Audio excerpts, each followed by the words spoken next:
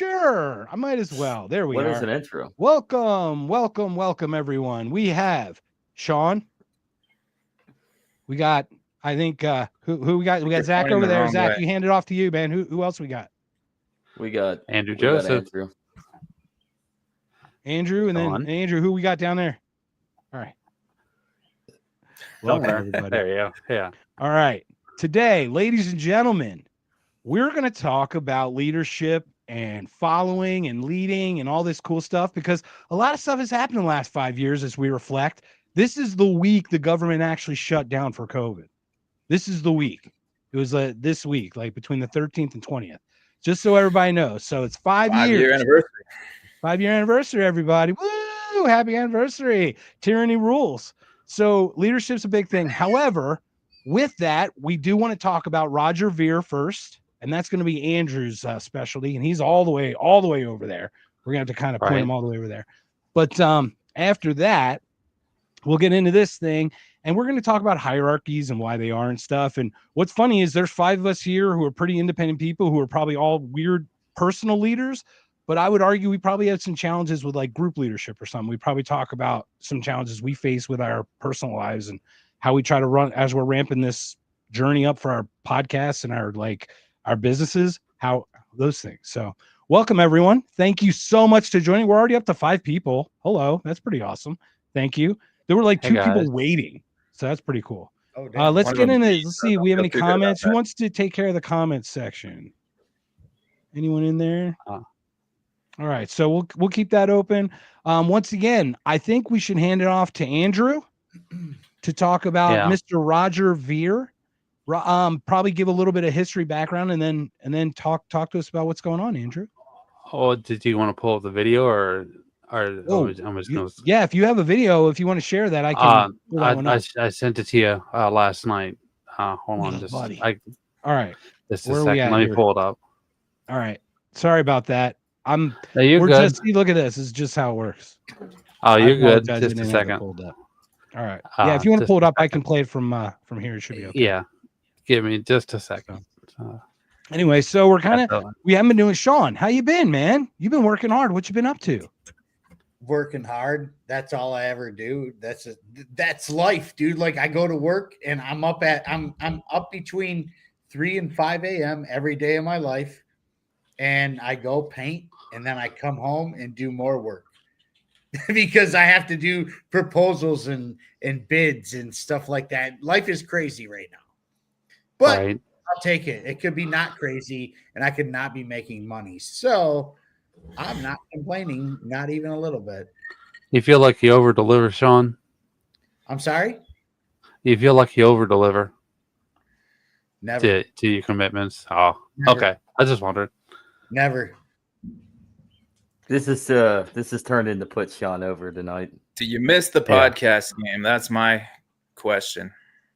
Actually, I miss it a lot. It's actually a thing where I'm like, well, I really need to get back to it, but I'm planning carefully for this next one because I don't want to turn the next one into the one I just had. If that makes any sense.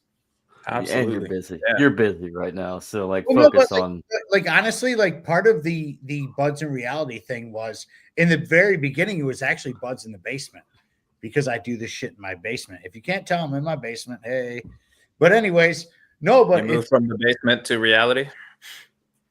No, I stayed in the basement. I just got more serious about stuff. Oh, okay. But it's one of those things where the original show was supposed to be about all the things I want to do now, but the politics took over.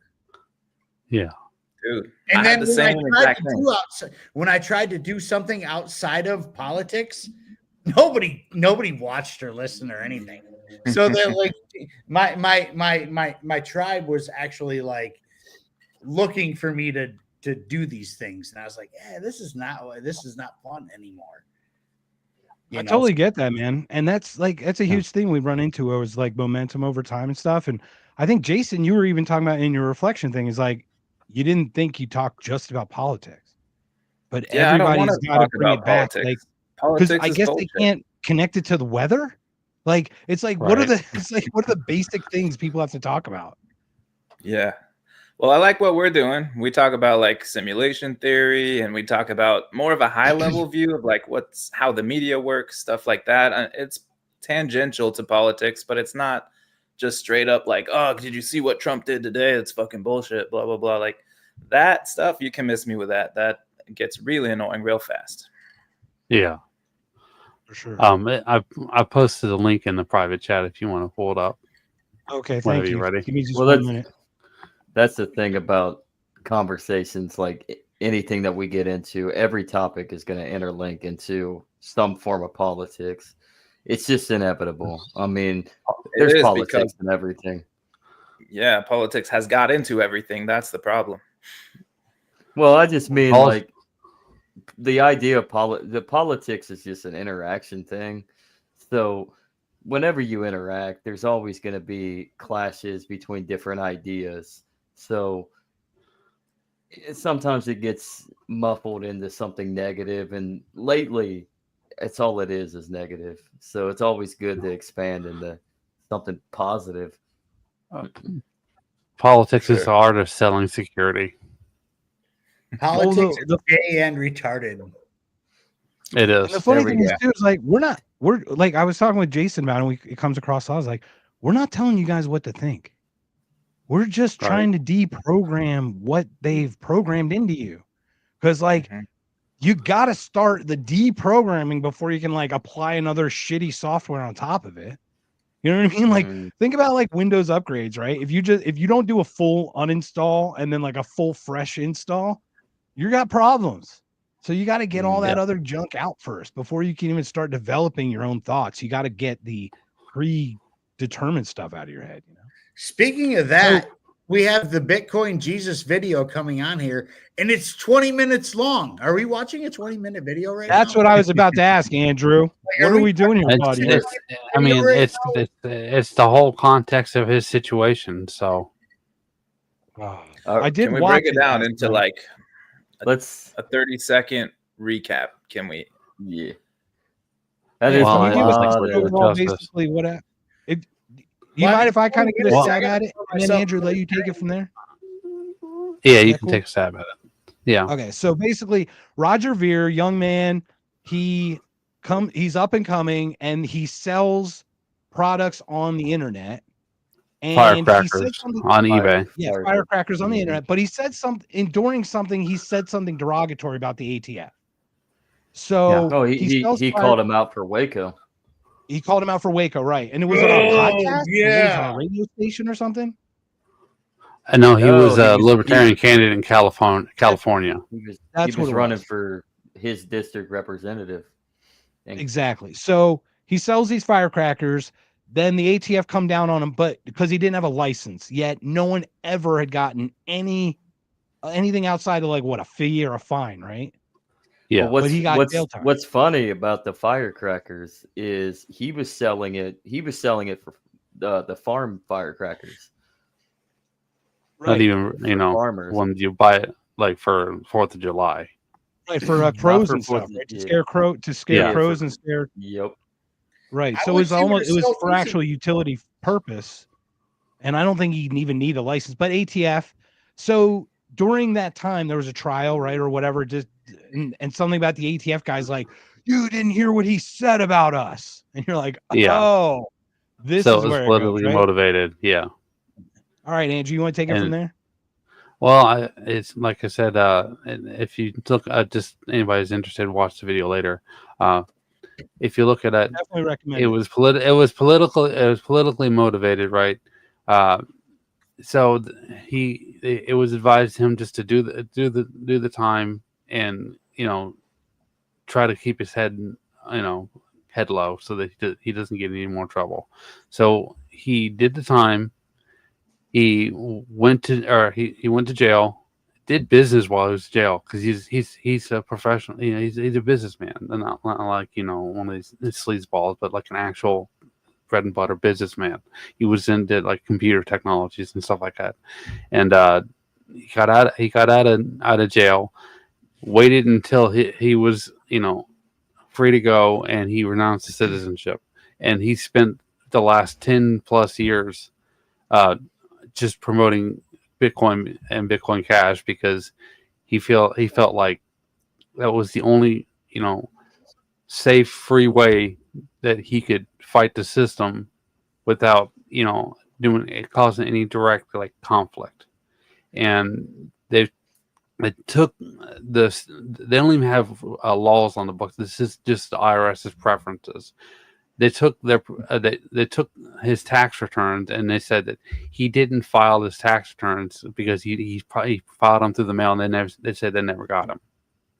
And so now he is fighting extradition. He's in Spain in order to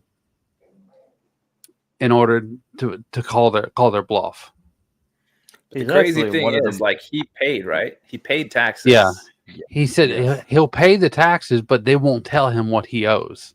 He's calling their bluff, and it's just crazy. Yeah. And what's crazy about I did watch the video, right?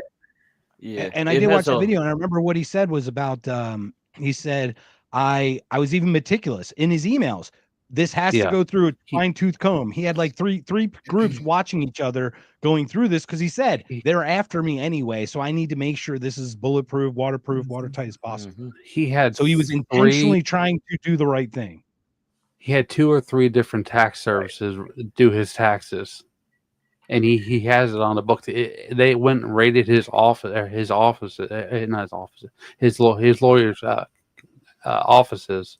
And they were trying to, find any dirt that they could on him. Yeah, no warrant. And they were trying to find any dirt they could on him because he's basically squeaky clean. He's trying to do everything as good and honest as possible.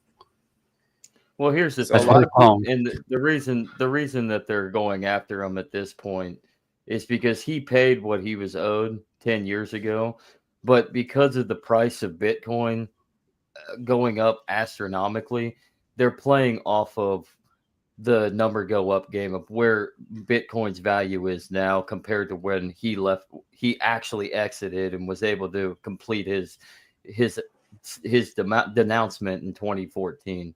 So they're trying to get him for what the value is now. And remember what they're trying to do in future taxes, right? This could even set another precedent for they're going to get you to tax you on future gains. Well, what if it drops? Do you get the money back when you get a loss for that? This is what Kamala Harris was talking about when she was trying to, run on her platform, was that even if you don't recognize any gains because you hold the asset, think of a house. This is something they were seriously trying to push through. Just because you own the house, but you haven't actually, recognized any gains, sold it or anything like that, you still owe taxes for the value that. This is what they're trying to pull, is that you pay taxes on something that you haven't even made money off of. It's literally, a house is supposed to be utility, right? And I can live in ones and zeros, right? That provides a really good cover for my head. Those ones and zeros. Yeah. Mm-hmm. An unrealized gain tax on top of your property tax that you already fucking pay. Right. Or you can just realize that Bitcoin's a fucking Fed coin as soon as BlackRock got involved. It is now. Well, yes. So a lot of people are saying, I pray to God they let Roger Ver go. I do. Like, he did nothing wrong. The man is a gentleman. He did the right thing. He got caught in the wrong places, whatever. But like, honestly, Bitcoin, just like every other cryptocurrency, is a Fed coin. Everything. It's all trash. Like, just wait. I'm telling you guys right now, and I know a lot of you guys are involved in the blockchain. The day's coming where they're going to shut everything down, and you guys are going to be left with nothing. And I'll be sitting here with my silver and copper going, DuckTales, woo! I mean, Sean's our resident Luddite here. What was that? I got Sean's our resident Luddite, afraid of technology. Are you afraid? We've got an I told you so already in here. It's like all five. It's like all five of us. It's like everything is like I told you so. It's just cross it out and just enter with like Ron Paul's right. No, I agree. I think Sean's right. It's hijacked, and I think a lot of people are saying like Roger Ver got taken on now because of the book that he released the hijacking Bitcoin book. Suspicious timing. It was like a few months after that book came out that he got arrested in Spain. So what do you guys think about that? Suspicious timing that Matt Taibbi's house got visited by the IRS that day that he was in Congress doing an actual deposition. Yeah. Right. You don't got to worry about BB. BB gets his way no matter what. Like, and when it comes to American politics and anything in America, BB's straight. I promise you that. I wouldn't say straight. The funny thing about Israel, it gets I'm me not allowed to right say now. the word. I'm not allowed to say it. I promise. What, Jew? Oh, No, the other one, the F word. Oh, Not yeah. Case Owens talks about it. She's like, Israel asked us to look at them, so we looked, and now we see what they do. And it's like, yeah, that's their freaking own fault that they cried like little babies to look at them. And now we looked at the situation and went, huh, you're right. It is worse than we thought. Just not the way you think, right? So Andrew, let me ask you, why do you want to bring this up? What's the key point Well, here? we had talked about it at the end of the last podcast when we were together. So I was just, I wanted to on the promise. You want to close it out. Okay. Got you. Yeah. And you know what? It kind of goes up to what we're going to be talking about today, because Roger Ver and his situation kind of proves where his standpoint is in life. And he is a leader. He's a leader in his own fashion. He has taken the lead in his entrepreneurial exploits within crypto, all his other avenues that he's dealt with pre-crypto, because he was a very wealthy man before Bitcoin. He was really financially independent before even Bitcoin took off. So he started his Bitcoin as the freedom, not even just as like an investment thing. He saw it as like freedom. Yeah. Well, he started his announcement. Their blockchain. Please riddle me that. How is Bitcoin freedom when BlackRock is involved with it?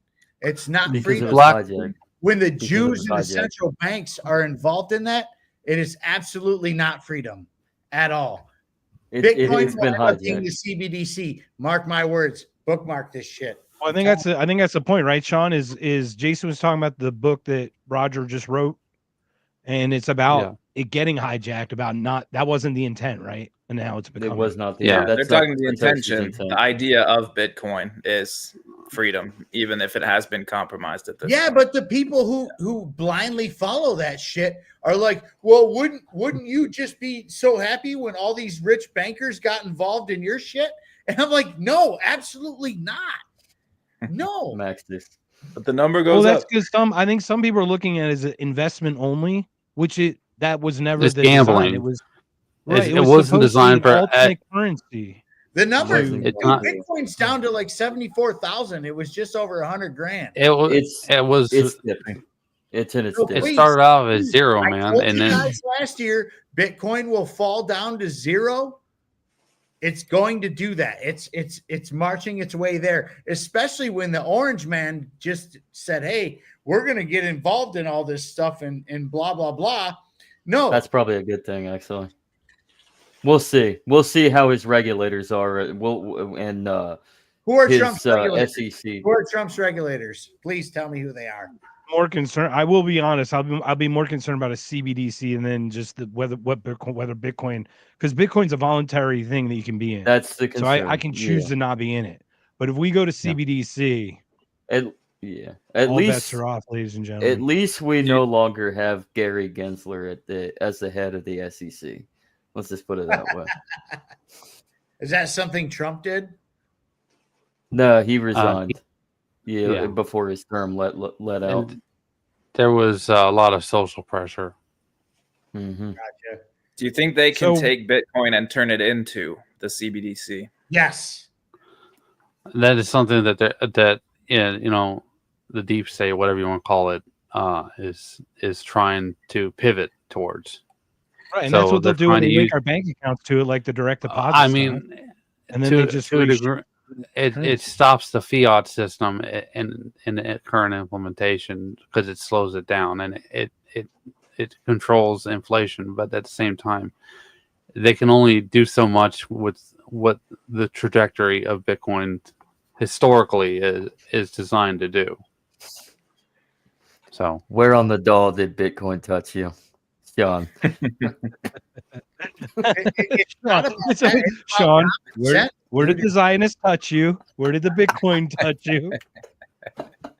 Trust me, the Zionists are touching everyone everywhere. I promise you that.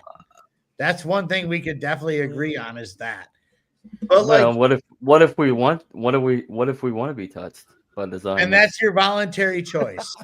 Knock yourself out, dude. If you want to get pounded by Jews, go for it, dude.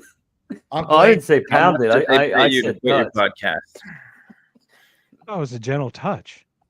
It's just a gentle touch. All right. Nobody's So with getting- Roger, where are we currently at with Roger, Andrew? Do you know just the most current update? as far as I'm aware, he lost the appeal for extradition, and now he's just waiting to be extradited. And that's So he's that's on the that way island in it's happened. Spain, right? Just waiting to be Yeah. taken But- at any yeah, moment. to he's be- probably on This- one Now, of why the is most Spain dragging beautiful. their feet? Any reason why Spain's dragging their feet, or why? 'Cause they're What's smart. keeping them?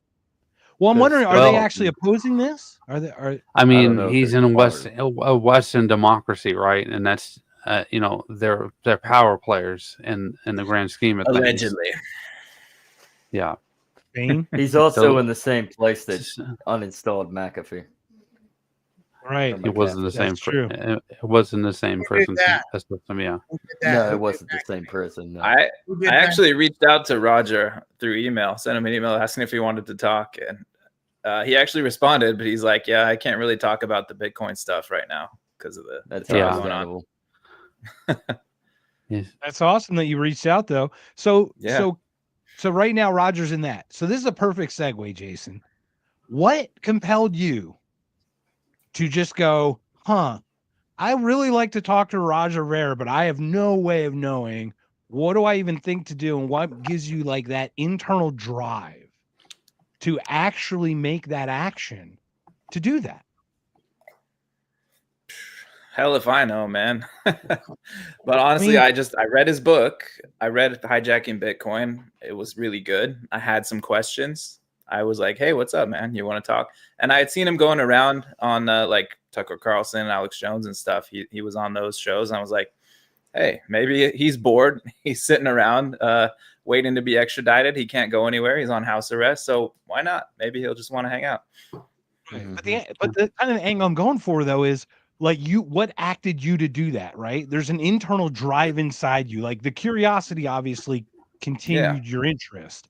But you know what? 90% of us, 80% of us at least would just read the book, go, man, that was the most interesting book I've ever read in my entire life, man. My entire life's changed for it. And then they put it in the corner and it just starts collecting dust, right? They don't think to take that step, right? So it's a kind of a leadership thing. This is Right? the most interesting book I've ever read in my entire life. This. Agreed. It's pretty Not good. Freaking encyclopedia, man. It Shout out is. to It's Scott. it's beyond. Other than a Creature, I encyclopedia. have never read anything this big. Right. Seriously. And that's kind of thing is like we're talking about leadership, right? And you have a quality in you, Jason, that like I'm gonna reach out to Roger because I just want to talk to Roger. I've reached out to people. Like I said before this, I actually emailed that Bill Murray Yahoo address, and I said, "Hey, Yeah. Bill, here's the link to our StreamYard we're doing tomorrow. We think you'd be awesome to join us." And I got like an email bounce back.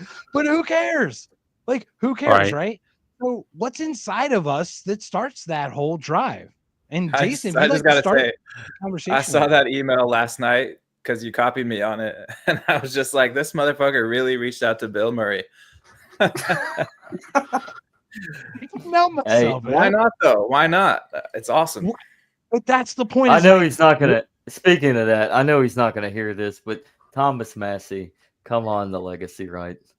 Sit that would down. be Right. right. Do it. Tom. I've invited Thomas actually in person, and his guy Matt. I think Matt's his press guy. You Mhm. know, fitting him in is always tough, but we always Yeah. have an open invite. But right, but like Oh, once it again, is. what drove us to do is like we've got nothing to lose. But how many percentage? What's the percentage of us would actually do that? That actually would have sent that email, right? Who would have emailed Roger Ver after that? So like it's us. Right. But we're sitting here talking about the leadership stuff. So Jason, do you want to start kind of the beginning of how we got into this and what we want to talk about? Or am Honestly, I I putting you on the don't know spot? why we got to this, but it's a great topic. You go around in your daily life, you know that some people lead, some people follow. A lot of people have heard of like the Pareto principle, where 20% of the people do 80% of the work. The same thing probably applies to leadership. Some people just seem to have it, some don't, but maybe there's something you can learn. Maybe it's something you develop. And everybody has to follow at some point in their life. And you kind of grow into being a leader. And I think probably some of the things we're going to talk about might be like being a parent, being a father. That's definitely a leadership role that men need to take in their life, if you choose to do that. So that's where we're getting started with, I think. Yeah. Any other And I think comments? that's kind of I think it's going to blend into kind of the Enneagram stuff we're going to talk about probably the next time we get together with Andrew. Andrew's going to get us those lists, but Zach, you had talked about this too. Coming off of this, you were really interested in talking about this. What was your interest in talking about this whole leadership stuff? Well, I'm gonna lead in with a question. What do you guys think? How do you guys think? I had the question in my mind. I'm gonna read it off. What do you guys think for how we can excel as a leader? There we go. That's better. I had it written down and I was trying to should have just read it off the paper. But what do you guys think about being a leader and how you can excel as a leader? Well, I mean, you got to, white knuckle it at first. It could be stressful, but the more efficient you operate, the easier things get down the road.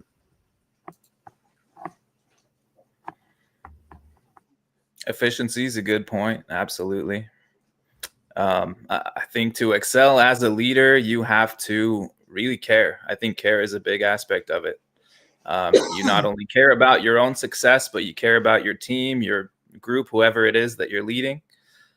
You have to really be in it. You have to have that drive to push to a next level. So I've had leaders that are just like, okay, we maintain where we're at.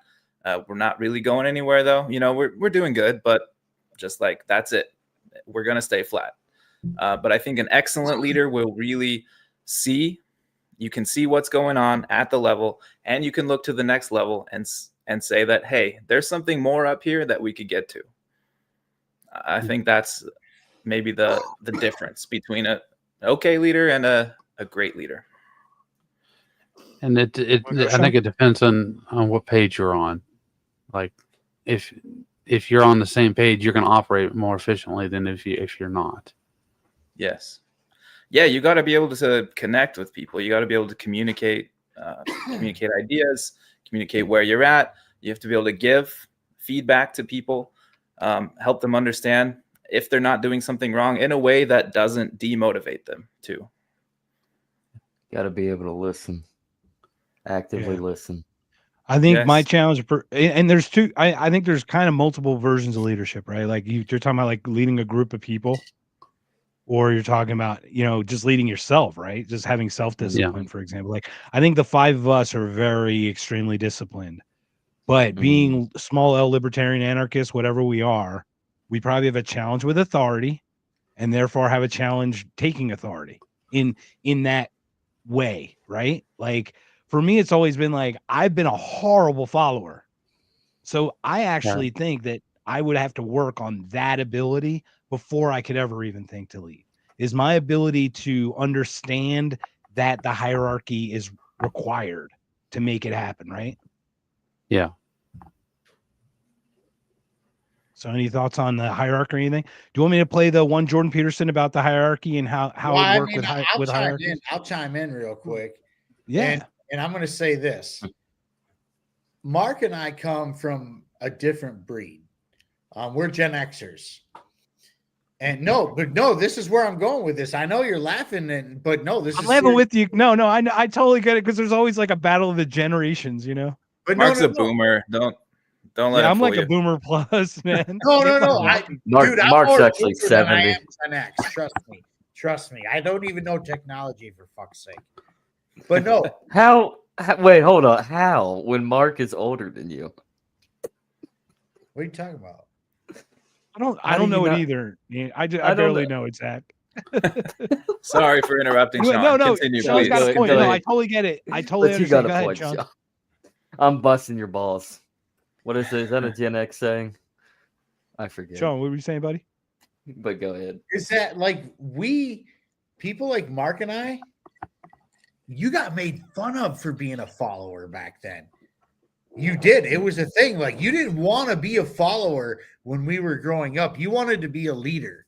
So whether you led the charge of a certain, group of people, or you led the charge for yourself, because that's a thing for Gen X too, is we're very much loners. We can be loners. Like we're very fine with being by ourselves. I know I'm gonna piggyback on that because I got the same situation. I was actually bullied when I was a kid because I wasn't willing to chime in with the same old. Like I wasn't willing to be like ride or die with some jackass kid at school. Everybody else followed him because they were scared of him. Me, I just did my own thing. And that's base, And dude. That's awesome. I'm glad to hear that. And I'm actually not surprised to hear that from you at the same time. You're much younger than me. You're over a decade younger than me, dog. Mm-hmm. So like, Let me ask you this 80-20 thing, is it genetic? Like, is it cultural? Because it still kind of does play itself out over the long term, right? I think And it's kind of cultural. weird to say it's genetic because like only 20% of humans are wired to be leaders. It seems odd, right? It almost seems like I think you can improve the skills, but I think you have to have a drive to have a goal that you think you have a vision for. And I think, Jason, you mentioned that, like vision. What are your thoughts on that? I think the angle that Sean was taking on it is definitely cultural. It's something that has been shifting more and more towards, it's basically a socialist mindset where it's like, if you step out of line, if you don't go along with the herd, you're outcast. You're just pushed to the side. Yes. That is not rewarded. And more it's that way, I think. I was talking to a kid, and I was talking to my buddy, and he's got like 2 kids in high school. And I asked him if they're dating, you know what I mean? It's like, that's what we all talked about. And I remember talking about that as a kid, right? You date? And he's like, no, because if I date, I have to be some kind of non-binary thing. I can't be like a boy looking for a girl. Right. Like they have to declare themselves as some fluidity, or else they can't date the general population. It was to really be odd. fair, back in my day, we would act like we were. Oh, I really want to say the F word right now. We would act like we're gay. Yeah, we'd act like we're gay. I made a promise. I can't say it. I can't. Yeah. But then we turn around and we bang that bitch. Wait a second. I think you skipped over some key details here. Yeah, I'm good. Did you get high? like a Fruity Loop? I thought I was high. I would just bang that bitch. Like, are you high? Like, what? I think. I mean, look at Bill Murray's missing out, isn't he? Isn't Bill Murray missing out right now? I think Zach got fucked up before the show. Where are you going with it? Where are you even? What's the right course? Oh, motivate us. Incentive for force. Holy shit, dude! I'm high off that contact buzz. No, but really, signals I was sending Sean so he could get logged on. I only say that story is because I had a buddy of mine that acted like he was gay, or he didn't even act like it. He had this girl that thought he was gay, and like probably like 6 months later, he's hanging out, and then she asked him, "You're not gay, are you?" No. So did they hook up or This what? took a turn. Oh, they hooked up, man. They hooked Oh, up. good. At least there's a happy ending to that story. All right. There's Okay, always a so happy my ending. Stomach hurts. Oh my god! All right, I'll try to get it back My on course. stomach hurts. Oh my Oh. God. All right, so this is part of the thing, man. I did some mad research. It's called a Google search. I did mad Right. research. I literally typed in leadership, Google. following, how do we do this? What's all this craziness? And it came. All I got was Jordan Peterson clips, guys. I'm really sorry. So I have 2 Jordan Peterson clips, I mean, but I wanted to introduce this one because the Are they leadership 20 thing minutes? is really important. Oh, what's good, Sean? They're not 20 minutes, are they?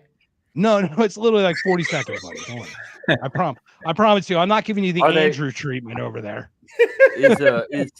is Jordan at least acting like he's gay? Well, you don't know what he's got until he's got less of an accent, but then he Don't might say talk gay. about something else. He's got it's a very mild Jordan Peterson. Well, So it this is- depends this is what good. you mean by gay. First, you have Well, to yeah. define the word. What do It you used mean to by mean happy, pocket? but now it means that you sound like Kermit the Frog. Oh, something. I love my frogs. It's not easy being green, you know. It's not easy with God. All right. So When you're basically, Canadian, this is it's just normal. how- Everyone's a little bit gay. Fuck, man. turning frogs gay. God damn it. It's the frogs. It's all the frogs. We're gonna have to do an Alex Jones on Alex Jones off one of these days. I don't think. I think I will yield to Andrew. I'll happily do mine, but I think I will yield to Andrew. I don't want it to be a competition. But so basically, the hierarchy thing is we have to live our life by that, right? It's like, what do we value first?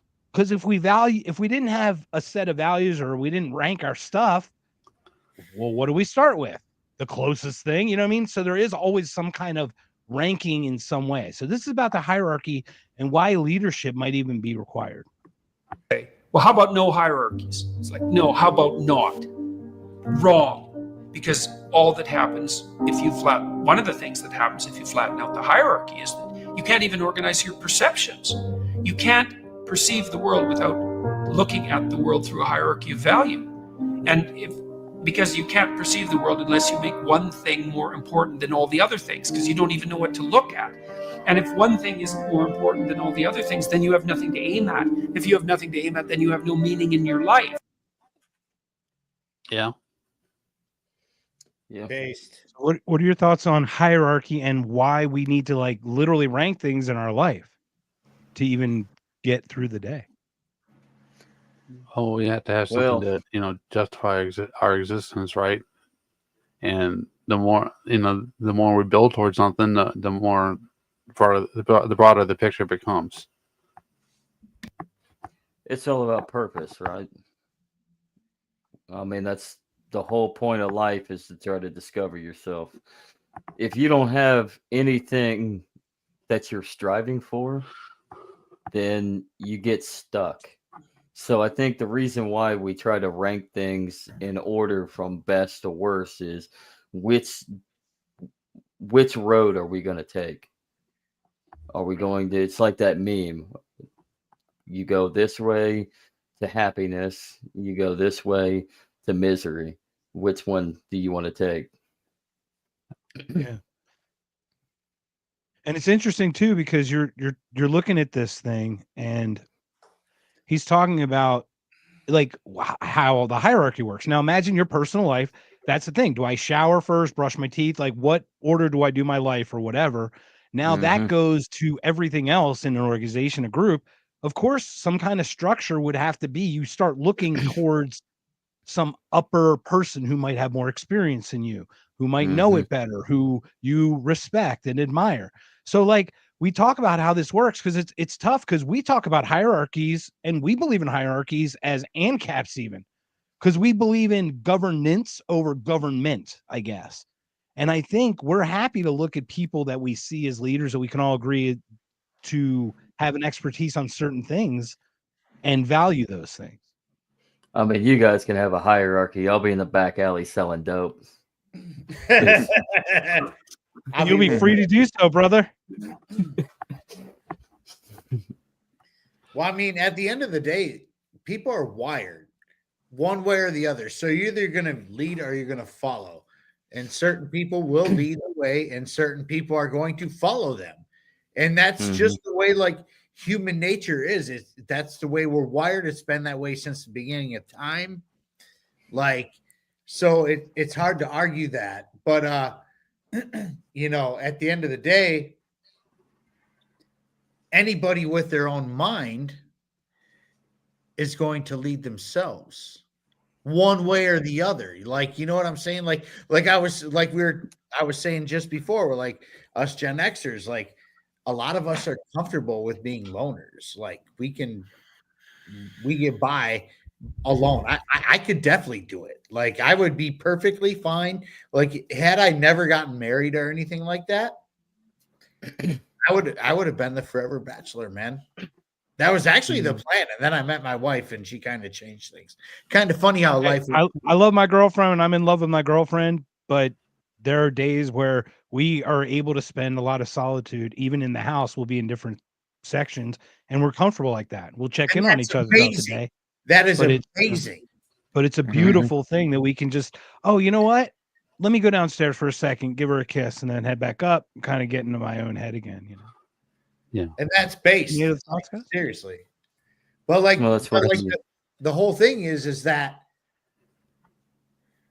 we're programmed since we're little children, you know, through the preschool and the kindergartens and the elementaries and middle schools and high schools and colleges.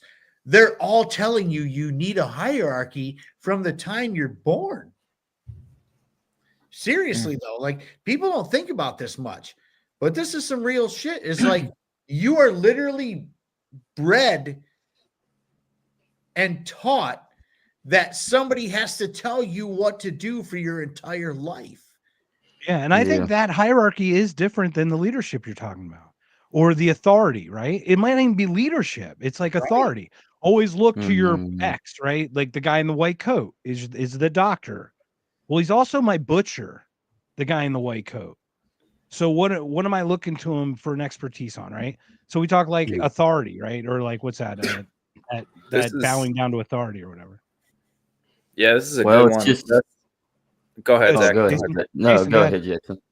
Go ahead. Okay, I was gonna say this is like Michael Malice talks about how people are conditioned to accept leaders, right? But he also takes it a step further. Like we're conditioned to accept what do you call it? Inferior leaders, like teachers, for example. You know, some teachers are great. Not trying to knock teachers, but like you don't know everything.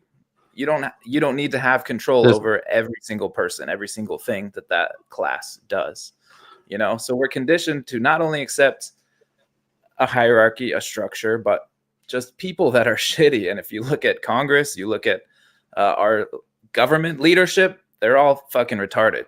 So like, and we just accept that. But that's why it's so hard to get people to get into anarchy. It's because of that conditioning.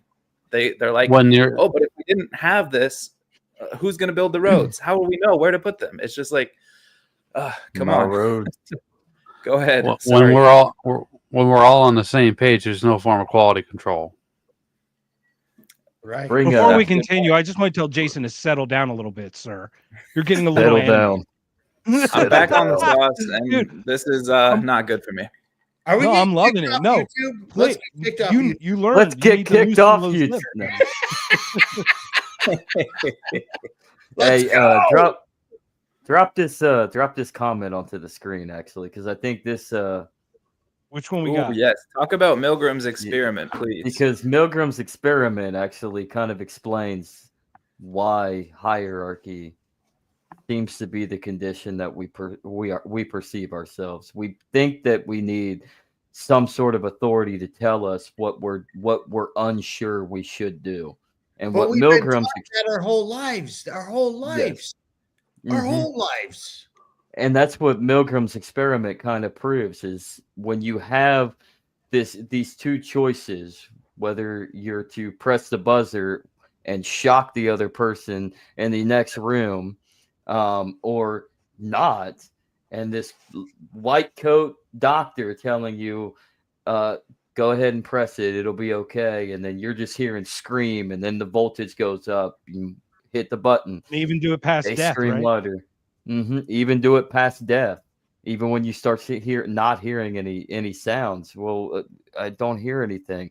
Why do people tend to still listen to that white lab coat expert?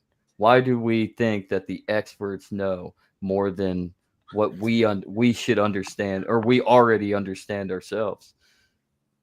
Trust the experts. And You brought up let's play COVID at Milgram the beginning. experiment. This is a perfect example. We're COVID supposed was to trust the experts, yeah. and they got everything wrong. Everything. Yeah, and we will get to COVID. Let me play this 2-minute clip. I just pulled this up on Milgram, so it should just probably be a quick little explanation of it, and then we'll get back to the conversation. A decade earlier, psychologist Stanley Milgram had also looked at how we respond to authority. In order to understand how people were induced to obey unjust regimes and participate in atrocities such as the Holocaust, he set up an experiment. Volunteers were told they were taking part in scientific research to improve memory. Will you open those and tell me which of you is which, please? Teacher. Teacher. Separated by a screen, the teacher would ask the learner questions in a word game and administer an electric shock when the answer was incorrect. He was told to increase the voltage with each wrong answer. Cloud. Horse. Rock. House. Answer. Wrong. 150 volts. Answer. Horse. Oh. Experiment. That's all. Get me out of here. Get me out of here, please. Continue, please. Go right on. I refuse to go on. Let me out. Refuses to go on. The experiment requires you continue, teacher. Please continue. Participants didn't know that the learner was really an actor and the so-called shocks harmless. You're gonna get a shock. 180 volts. I can't stand the pain. Let me out of Can't here. stand it. I'm not gonna kill that man, eh? I mean, who's gonna take the responsibility if anything happens to that gentleman? I'm responsible for anything that happens here. Continue, please. All right, next one. Slow. Walk, dance, truck, music. And 2/3 of volunteers were prepared to administer a potentially fatal electric shock when encouraged to do so by what they perceived as a legitimate authority figure. In this case, a man in a white coat. 375 volts. I think something's happened to that fellow in there. I don't get no answer. He was hollering with less voltage. Can't you check in and see if he's all right, please? Milgram's findings horrified America. They showed that decent American citizens were as capable of committing acts against their conscience as the Germans had been under the Nazis. Ordinary men. Ordinary Men. That is a book. We've, Ordinary Men is a book to read. Holy, just the numbers alone of all the people. It was crazy. Thank you, everyone. Back once again, we're back to this. Milgram's once again, guy in the white coat, right? Authority, respect to authority, or just because they come because they have some kind of piece of paper on a wall, or because they're dressed a certain way. It's funny, like back east. To your point, Sean, it's not just cultural by generation, but like I'm an East Coast guy, so I'm from Philadelphia, and I had a realtor back east who drove a shit box who looked like crap, and I gave them all the business because I know they were hustling because they needed the work to get it, not because they weren't competent, but because they'd work hard to get it because they were hard workers. That's how I equated a lot of that. When I came out to here, Arizona, it's this Scottsdale kind of California light mentality. The dude was balling with a huge Rolex rolled up in like an Infinity or something, and just like was dressed to the nines. And I didn't trust the guy. I didn't choose the guy to be my real. I'm like, that guy's not going to work for me. That guy's nothing but like, all, visual. Right. So it's kind of interesting how that, but people here would have kind of sucked into that kind of mindset, right? Because of how it is out here. So curious on the environmental, like not just that, but location too, the regional and the cultural on top of it. Well, they don't call it the left coast for no reason. right. So. Yeah. So once again, thank you everybody for joining us. We're talking about leadership, hierarchies, things like that. We've got over 50 people on. So thank you for joining us. I do have a question for you, gentlemen. I think if I can word it properly. I don't know if it's right. But here's the way I've looked at politics in this. The left look at the rise of someone through the ranks and power, and they look at the corruption side of it, right? They look at the power side and the corruption side, but they never look at the competence that got the person to some point of authority in the first place, right? Yeah. Like whether their expertise. Mhm. The right side look at the competence and the power side, but they don't ever look at the corruption. So when shit hits the fan in an institution, they're very much happy to defend the cracking of the institution somehow and go down with the ship. So it's weird that I think like the left and the right both see like 2/3 of each of those equations, but not the full picture. And I'm wondering if you guys have that same kind of thought on that. Well, I just recently watched a Adam Carolla video, and he made a good point. And I touched base on something else here before I pick up on his point. There's something called tabula rasa in legal theory, and it's blank slate, right? We're born a blank slate. Adam Carolla was talking about how, you crate train a dog, right? Well, when you're raised, you're basically crate trained to behave under a certain set of instincts and behaviors, and that's something that they've been able to master, is to appeal to those instincts and those behaviors in order to guide the political system that we have in today's society. So that's something to consider. I just think that's people right. are retarded. Go ahead, Jason. People are retarded. Yes, that ties into what I was going to say too. I think you're right. It's kind of like Sean was saying too. It is conditioning, right? But humans are also very susceptible to that conditioning because we're always looking for shortcuts, and that's probably true of like any animal, right? But we're always looking for a shortcut to get the things we need. We want food, we want shelter, we want all this, and everything that we do is going to be like a way to get that, right? Fill your Maslow's hierarchy of needs, whatever. Everything that we do is that. So if we can find shortcuts, that's great. And we know that when we divide labor, when we share jobs and specialize in things, then you can exponentially grow the output. And that's where we're living right now, like with some of the results of that, even though government tries to steal all of it. We're living with the results of a few people that have made amazing strides and built things, like you were saying, Mark, people that like Steve Jobs building the iPhone. That was a revolutionary thing that raised everybody up. But people will look at him and they'll be like, especially people on the left, they're kind of in this like oppressor versus oppressed mindset that if they did something, then, well, they have all this money. That means they must have exploited somebody else. And if you're looking at it through reality, you realize that they did that and it actually made everyone better, even if, yes, there's a big differential between Steve Jobs' wealth when he was alive and everyone else, right? But it's not necessarily a bad thing. But there are times when we ignore companies exploiting others when they actually do it. Yes, right? There is exploitation. But that's a crony capitalism issue, not a capitalism the way we look at free markets, right? So we're talking, the way we're talking and from a philosophical standpoint, that's not an issue because we wouldn't have the crony capitalism the way it is now to be a problem. So anyway, any other thoughts on that, guys? Do you want me to play this other Jordan Peterson clip real quick? I would say this. Yeah, go ahead, Sean. This. Build yourself a community with some like-minded people to where like conversations like this are irrelevant.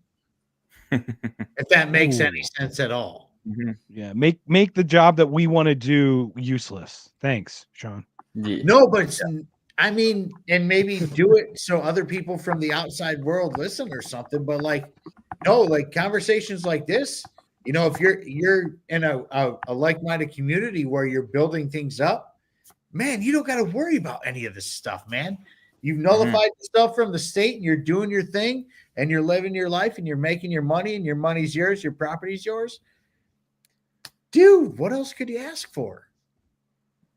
Yeah, I'd rather sit on the porch and listen to Zach's awesome stories growing up selling weed or something. And Slayer. It was pills.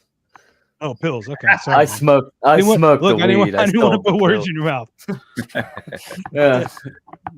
I didn't want to put words in I your don't know mouth. if I ever got to my point. I think what I was trying to say is we take shortcuts because there are leaders that do things that we want. And so we're just like, oh, that thing already exists. Okay, I'm just going to fall in line here. And that's just a very natural thing. But when people take advantage of it, that's when it becomes a problem. So people know that humans are susceptible to that, and then they take advantage. That's what I was trying to say. There's some of that, but there's also genetic factor too. Because like, what was it? Something about if the father of these two twins that were orphaned, like became criminals regardless of the household they were raised in or something. It's like a 58% like genetic, even more than cultural. So it is even more, a little more natural than nature. But then again, you've got these other factors that come into play for sure. You know, it's kind of interesting to see that. But Adam Carolla is a great example, Andrew, because if people didn't know this, Adam Carolla's mom was like on welfare and she just sat on a couch and didn't do shit. And he was like, I don't want to live. What kind of life is that? So he had something internal that he could have culturally just accepted the life that was handed to him, just a continuation of the welfare, I guess. But he saw something different in his ability to not be part of that. Before we jump into the next Peterson clip, though, I got a question for y'all. Who do you think in your own lives is the best example of somebody that you strive to be better than? Oh man, Zach Kaiser, definitely. I'm just kidding, man. I don't know. I love it. I like to think of is myself every day, because like I can't compare. Like I can't compare myself to anyone else because I don't have their strengths and their weaknesses the same way. Like they're different, right? So I think I can only compare myself to me 10 minutes ago, a half hour ago. And it's funny because like the more we've done podcasts like this, we talk about people walking by and ignoring others. What was it? The one we did something about a bystander. We did the bystander effect. I was walking into Costco and there was a guy like kneeling down, looked in pain. And I was going to ignore the guy, but something popped in my head because we had talked about the bystander effect. I looked at it, I go, hey, are you all right? The guy's like, oh, I'm good, man. Thanks. But like, it's kind of that kind of stuff. We got to these messages to just kind of keep these ideas in the ether.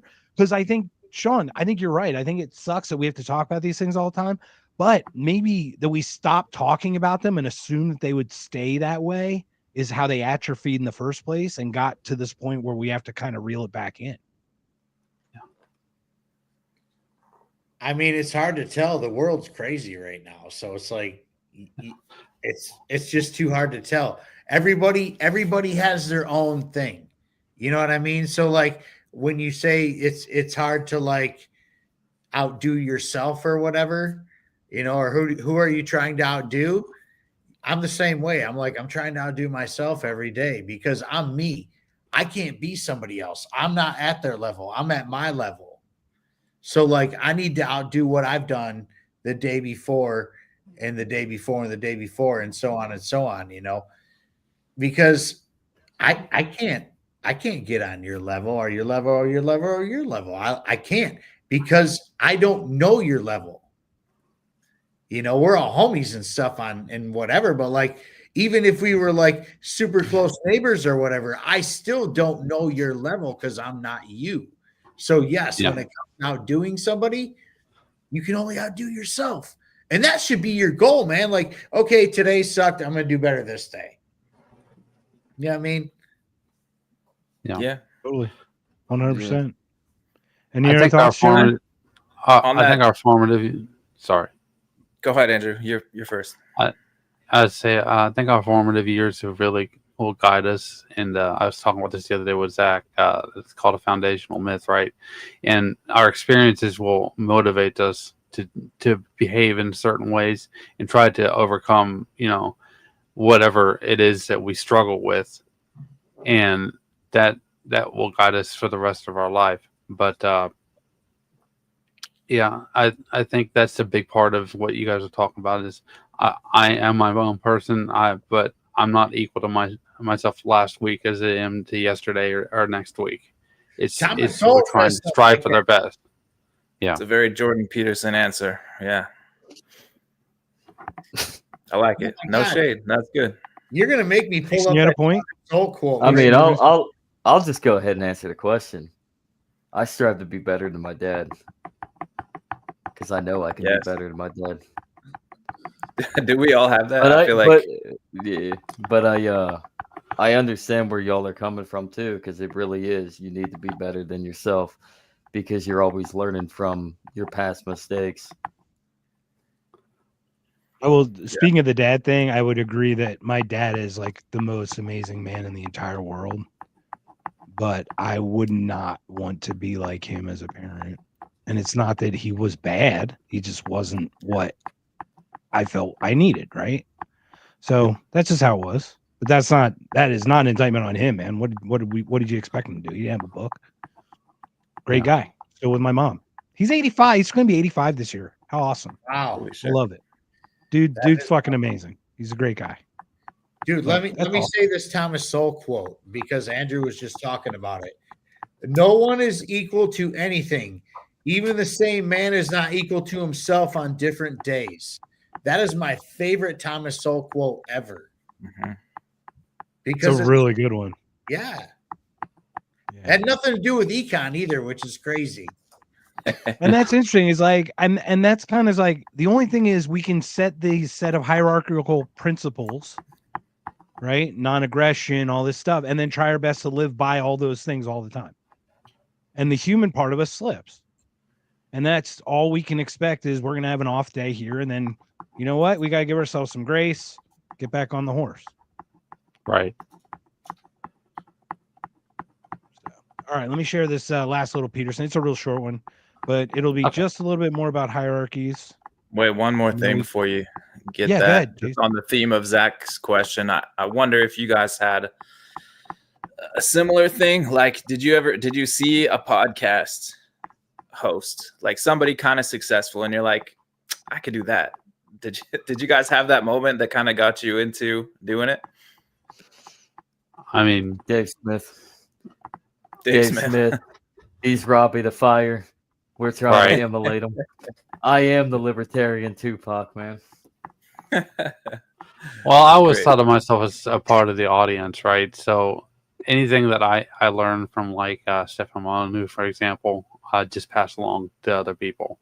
That's my whole motivation, is to disseminate the information whenever I can. You will disseminate among nations. I went to one of the best broadcasting schools in the nation, so this was kind of like something I wanted to do. It just that real life didn't take me there. It was unfortunate, but I have a degree in radio broadcasting.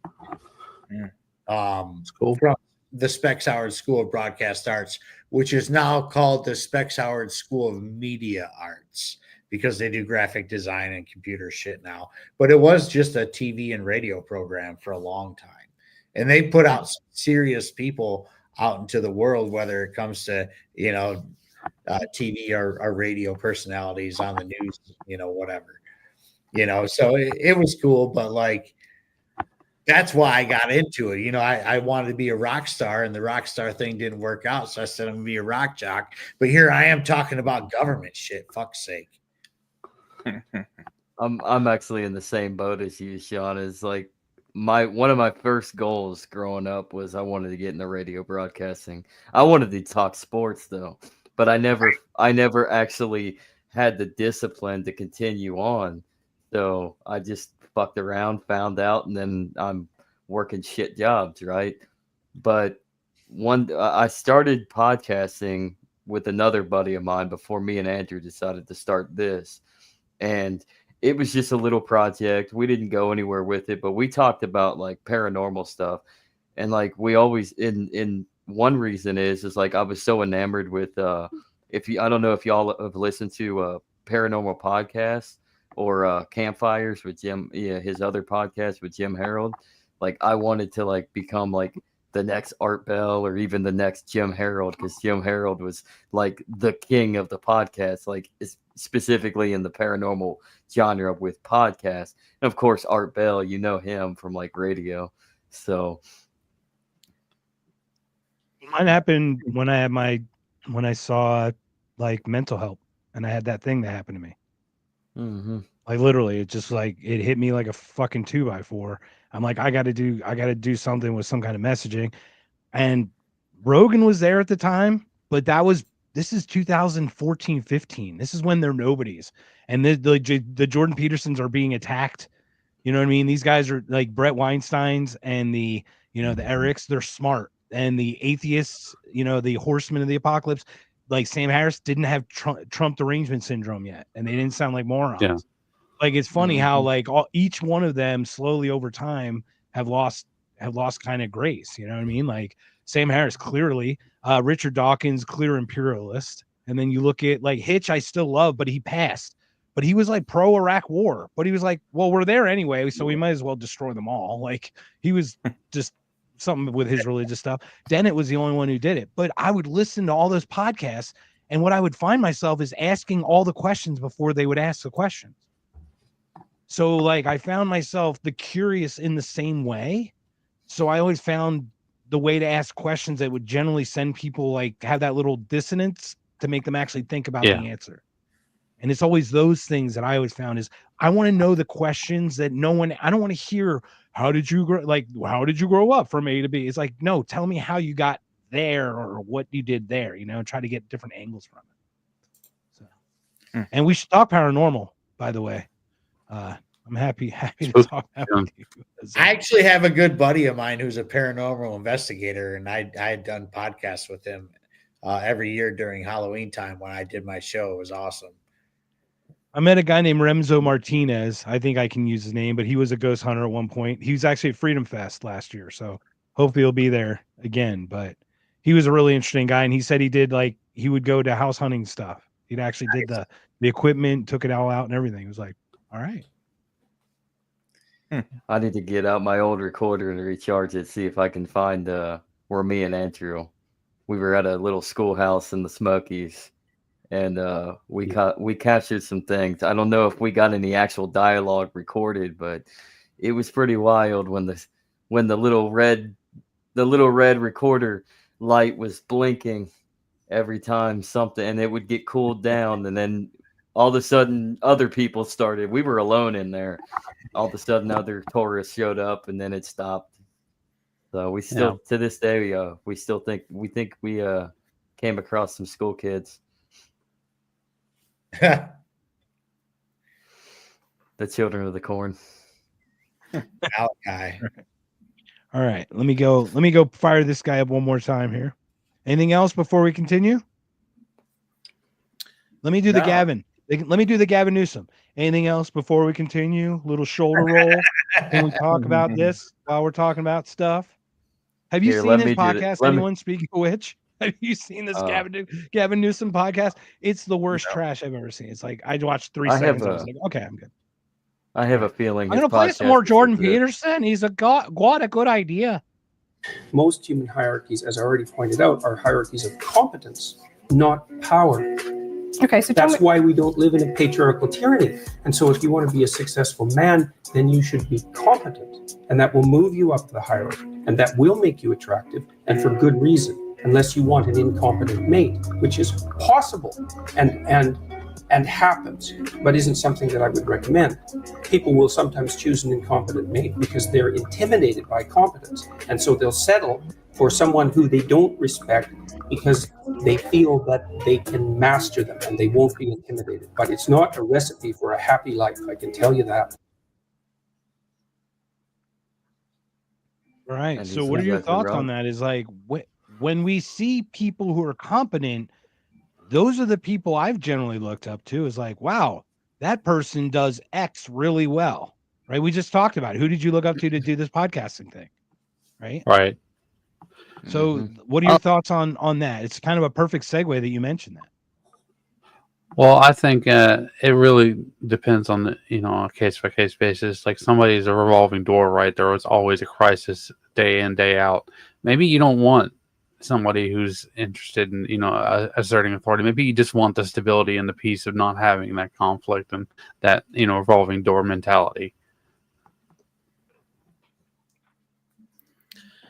Yeah, I have some thoughts. I think he's a little bit right and also a little bit wrong. I think competence is an indicator for leadership. That should be what is. But here's where I can sympathize with the left a little bit, is that people find ways to cheat the system. People find ways to fake their leadership competence. And because leadership is not just one thing. So you can be a really good speaker and be full of shit. Like, look at a lot of politicians. Obama. Right? Obama, great speaker, no substance, right? He says what people want to hear. He sounds good saying it. He looks good saying it. But do you guys want him as a leader? I don't. Well, to be fair here, that's when the teleprompter's going. Once the teleprompter stops, he's kind of a bumbling idiot. I don't know if I've ever seen him off. Funny, I bet it's like reverse with Kamala. I bet you behind the scenes, she's all like totally warm and cool and shit to hang out with. And you get her fucking in front of a camera and she just literally becomes a fucking piece of shit robot. That would be hilarious. I want to get hammered. I'll be like, yeah, let's go do some shots, girl. Let's go. Yeah. I'm telling Mrs. Buds. She'd do shots too. Yeah, but hijacking competence is great. If she's gonna join, never mind then. That's good. Well, like, hijacking it's kind of like nepotism. confidence. Nepotism's kind of an example of that, right? Where like if it's like family business and the son is some entitled prick who didn't do shit, and he's like the stupidest idiot, and you're like, how did you get your dad's business worth multi-million dollars? Yeah. You can't even flush. Yeah, there's another way to get in, right? Without earning it, without merit. I think it just right. But one would argue like the merit was earned at some point, right? It was just passed down in a different way as an asset, I guess, not as merit. Yeah. What'd you say, Zach? Oh, I said, I think y'all just described Donald Trump. He didn't really earn it. It's all daddy's money, which to compare and contrast, actually. Let's compare and contrast Vince McMahon to Donald Trump.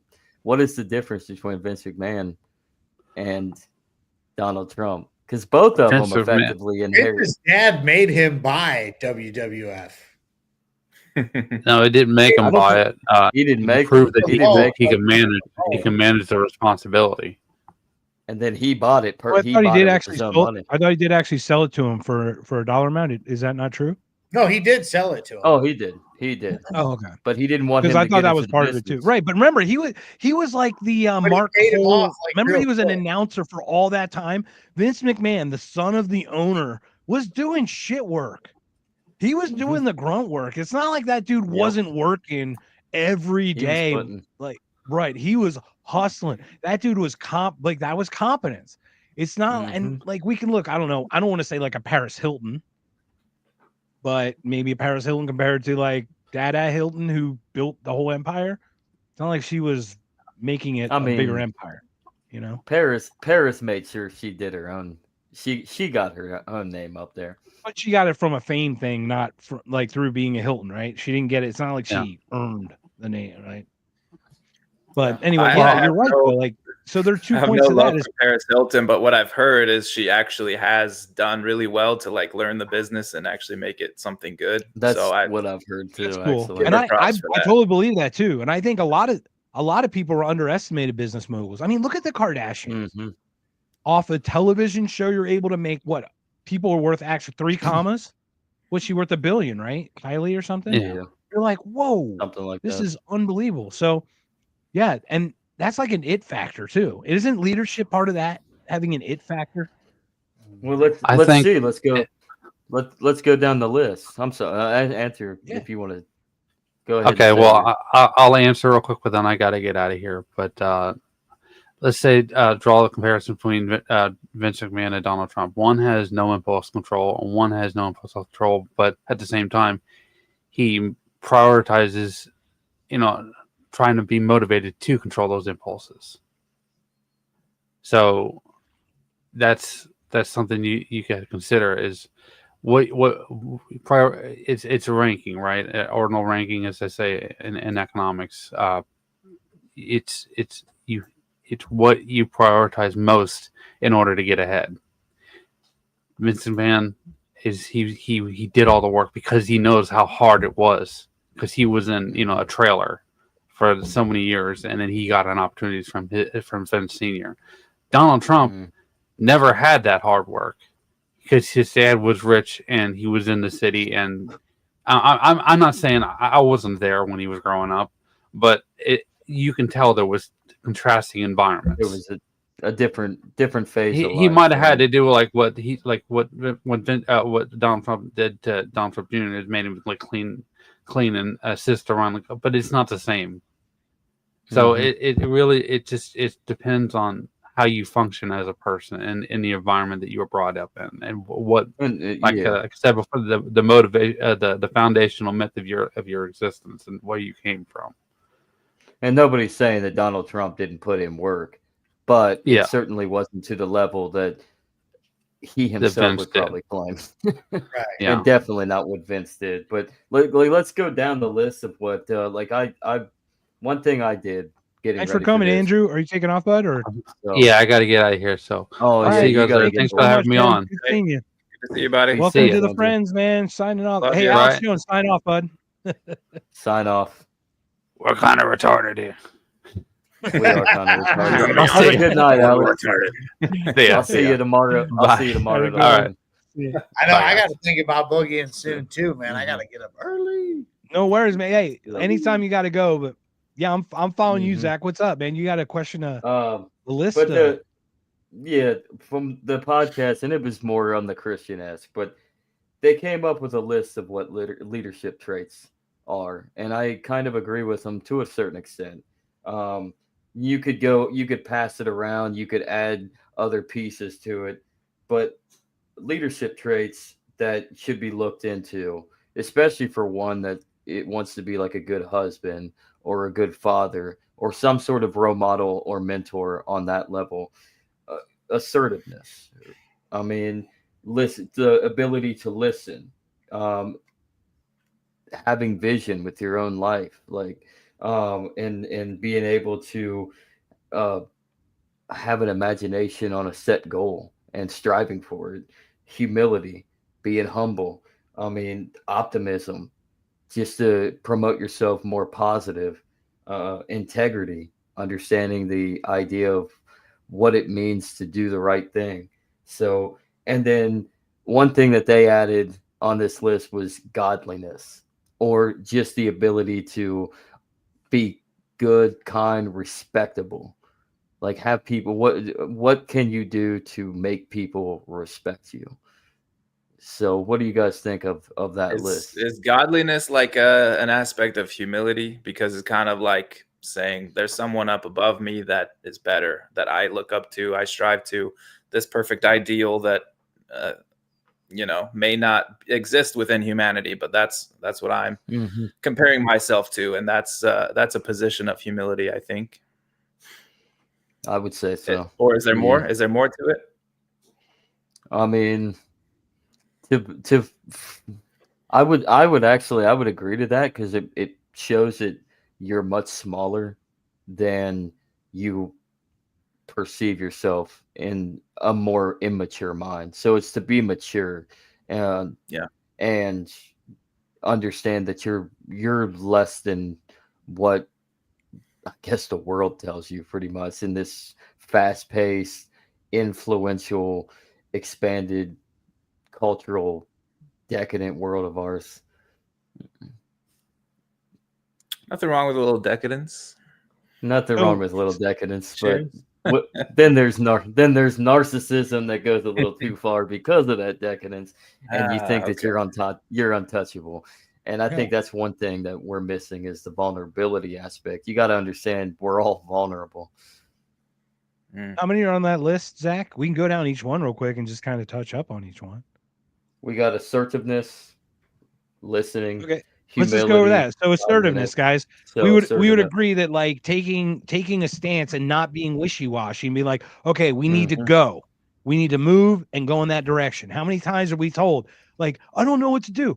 I swear to God, it was 2 years before I actually did the podcast, but I built all this framework. I built all this stuff. Like I hemmed and hawed. I bought all the equipment, talked about it forever.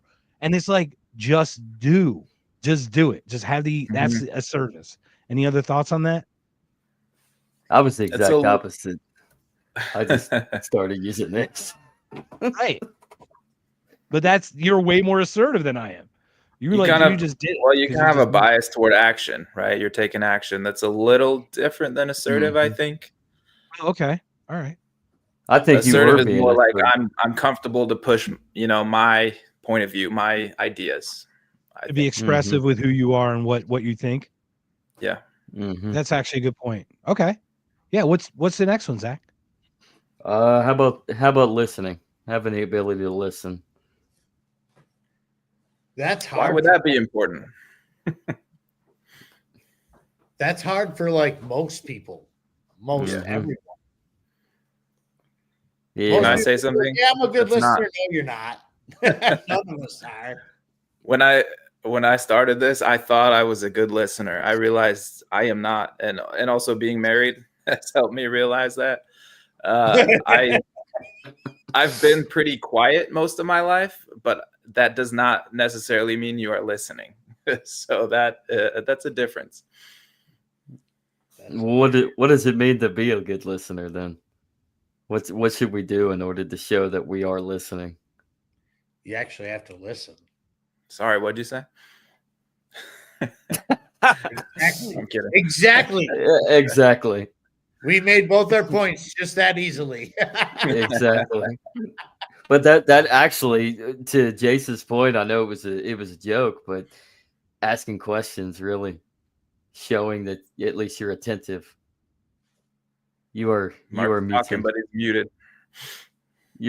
Thank you. There it is. So, and I just didn't want to talk too much. Thank goodness. No, it's not just the question, but it's repeating what they told you too. It's like, oh, so you're telling me, so you're saying X. Okay, off of that, what do you think? You know what I mean? So like a lot of people, you can just ask your questions. I know some guy who has like a podcast and they just want to talk to this type of person, but they have their questions all planned out. And it's like, how do you get to know somebody when you have the question? Like you can't have I know you want to try to play off it, but if you just like stick to that, you're not going to get deep. You got to like be very fluid, and somebody will tell you something. Like Jason made a good example. I think I said something with Jacob and Sean were on a podcast. And I said something about I had an experience, and Jason in his head's like, what was the experience? But Jacob and Sean didn't mention it.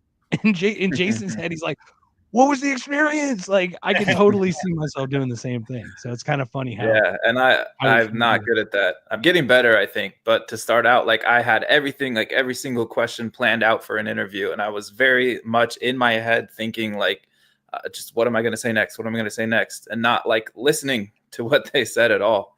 And I still get caught up in that a little bit. But it's very easy to do. It's hard when you plan. And to your compliment, like you said, you're 37 of these podcasts in that you even mentioned, and there's a marked improvement between podcasts 1, 2, 8, 10, 15, 23, and 4, the 40th one, right? So like you can see the difference, and you see it. Even like the Andrew Keene one's a great example where you really paid attention to what the moment that was being shared. And that's sometimes hard because you're so focused on what you want to ask, right? Absolutely. Yeah. So anything else we got, gentlemen, for the thing? We want to go to the banality of evil and how that shit happened with COVID, because there was no fucking leadership outside of those tyrannical bastards telling us what to do.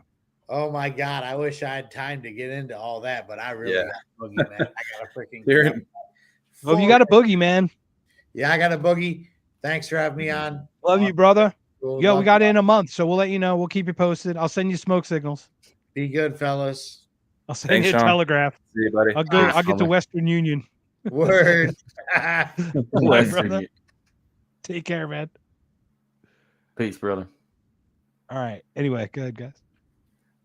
Well, on that topic, tyranny is not leadership. That's a key distinction to make. Bossing people around is not being a leader. Mm-hmm. I don't know if you guys Leadership work doesn't- in management at all. Have you, like, if you have employees or anything, if you just try to tell people what to do without any other, like, listening, for one, any other context, any other of those other features of leadership that you talked about, it's not going to go well. I'll tell you, I was a supervisor like one time in my life, and I hated it. And one day I wanted to just ring some of the employees that I worked with, and then the next day I was actually able to work with one of them, and we were able to set like a schedule so like nobody bitched and moaned. A rotation schedule because it was security, so we're not at the same post every day. So, oh God, coming in and hearing one of the guys whining because I'm gonna be at the main entrance again. Shut up, dude. Yeah, Just you're sitting on your ass playing on your phone. Give it a break. Yeah. Man, the management is tough with a hierarchy, and I'll be honest. Like I always took jobs that didn't really have a hierarchy to them. Like I did a sales job. Like I had metrics to meet. If I didn't meet those Mhm. metrics, that's why I didn't get my job. I could be the biggest total asshole as long as I did the stuff I need to do right in sales, or for example. But I never took a management position because I am very certain of my shortcomings as a quote unquote leader. And I fear that I would be semi-tyrannical in a bossy, not listening sense as much as I'd want to care. I'd either be too soft or too Mhm. hard, and neither of those work. That's what she said. That is what she said. Speaking of metrics, that's the reason why I'm making sure I'm getting this license at the end of the month. Yeah, Because buddy. speaking of metrics and not having to deal with bullshit and work with yourself, you're on your own. Yeah, you're supervised. Yeah, you might have some people you can lean to, but Realtors that's- are so solo, bro. You're gonna love Yeah. it. You're gonna love it. Yeah. It's Sell so some shit. self-driven. And I just want to do Yeah. it. I just want to get set up and then do it at the end of towards the summer and the fall, and then just walk away because the bubble's about to pop next year, anyways. Yeah, man, it You're is. going and buy it. Sell about 4 houses and maybe a commercial building, and then walk away. That ain't happening that short a time, but No, I they'll agree. lower interest rates. The bubble will keep inflating. Probably It never ends. Yeah, it never ends. never Do ends. we want to get there? Do we want to go there? See how bad it's gonna get? I mean, I don't even know. I can't imagine. It's like the fix is gonna create a problem, but it's necessary. Hmm. Like there's a correction that's necessary, right? So like, do we Well, want to live through it again, or do we want to wait till it's worse next time? You know, Kick it down the road. Let our kids Well, deal with that's- it. they're becoming shorter and shorter, and they're becoming harder, Mhm. harsher and harsher, right? 2008 was the last one, or what was the last one you'd say? 15? Was there a 2008. 14, 15? Probably about 15. Like what was like Something? the housing market? So, yeah, so it's 7, 8, Yeah, and then it was 8, yeah. 7, 8, and then another 8 years, and then 10 years. Yeah, it seems like Ugh. we're on that decade or close to a decade, and then the housing market has to correct in some capacity, but they save it. They save it in their own fake way. But speaking Run of up debt. leadership, speaking Yes, of go ahead. leadership though, and the economic policy, what are your thoughts on what Trump is doing with the tariffs and the stable coin ordeal and crypto? Like, is this a way for him to kind of depreciate the dollar and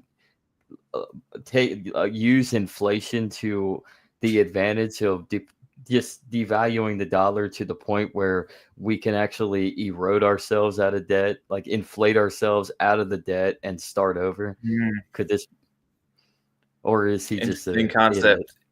Give me a second, guys. Hold on. Is Donald Trump coming? Who was it? Let me talk to you.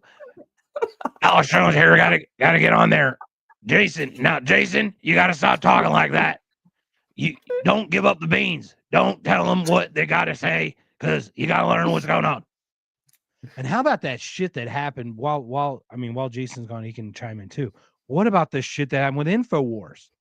What the fuck? Dude gets fucking gunned down, and now that could have just been something, but I don't know. Seems odd. It could have been. It is a little odd. But then they swatted another dude the next day. Another dude gets swatted from InfoWars.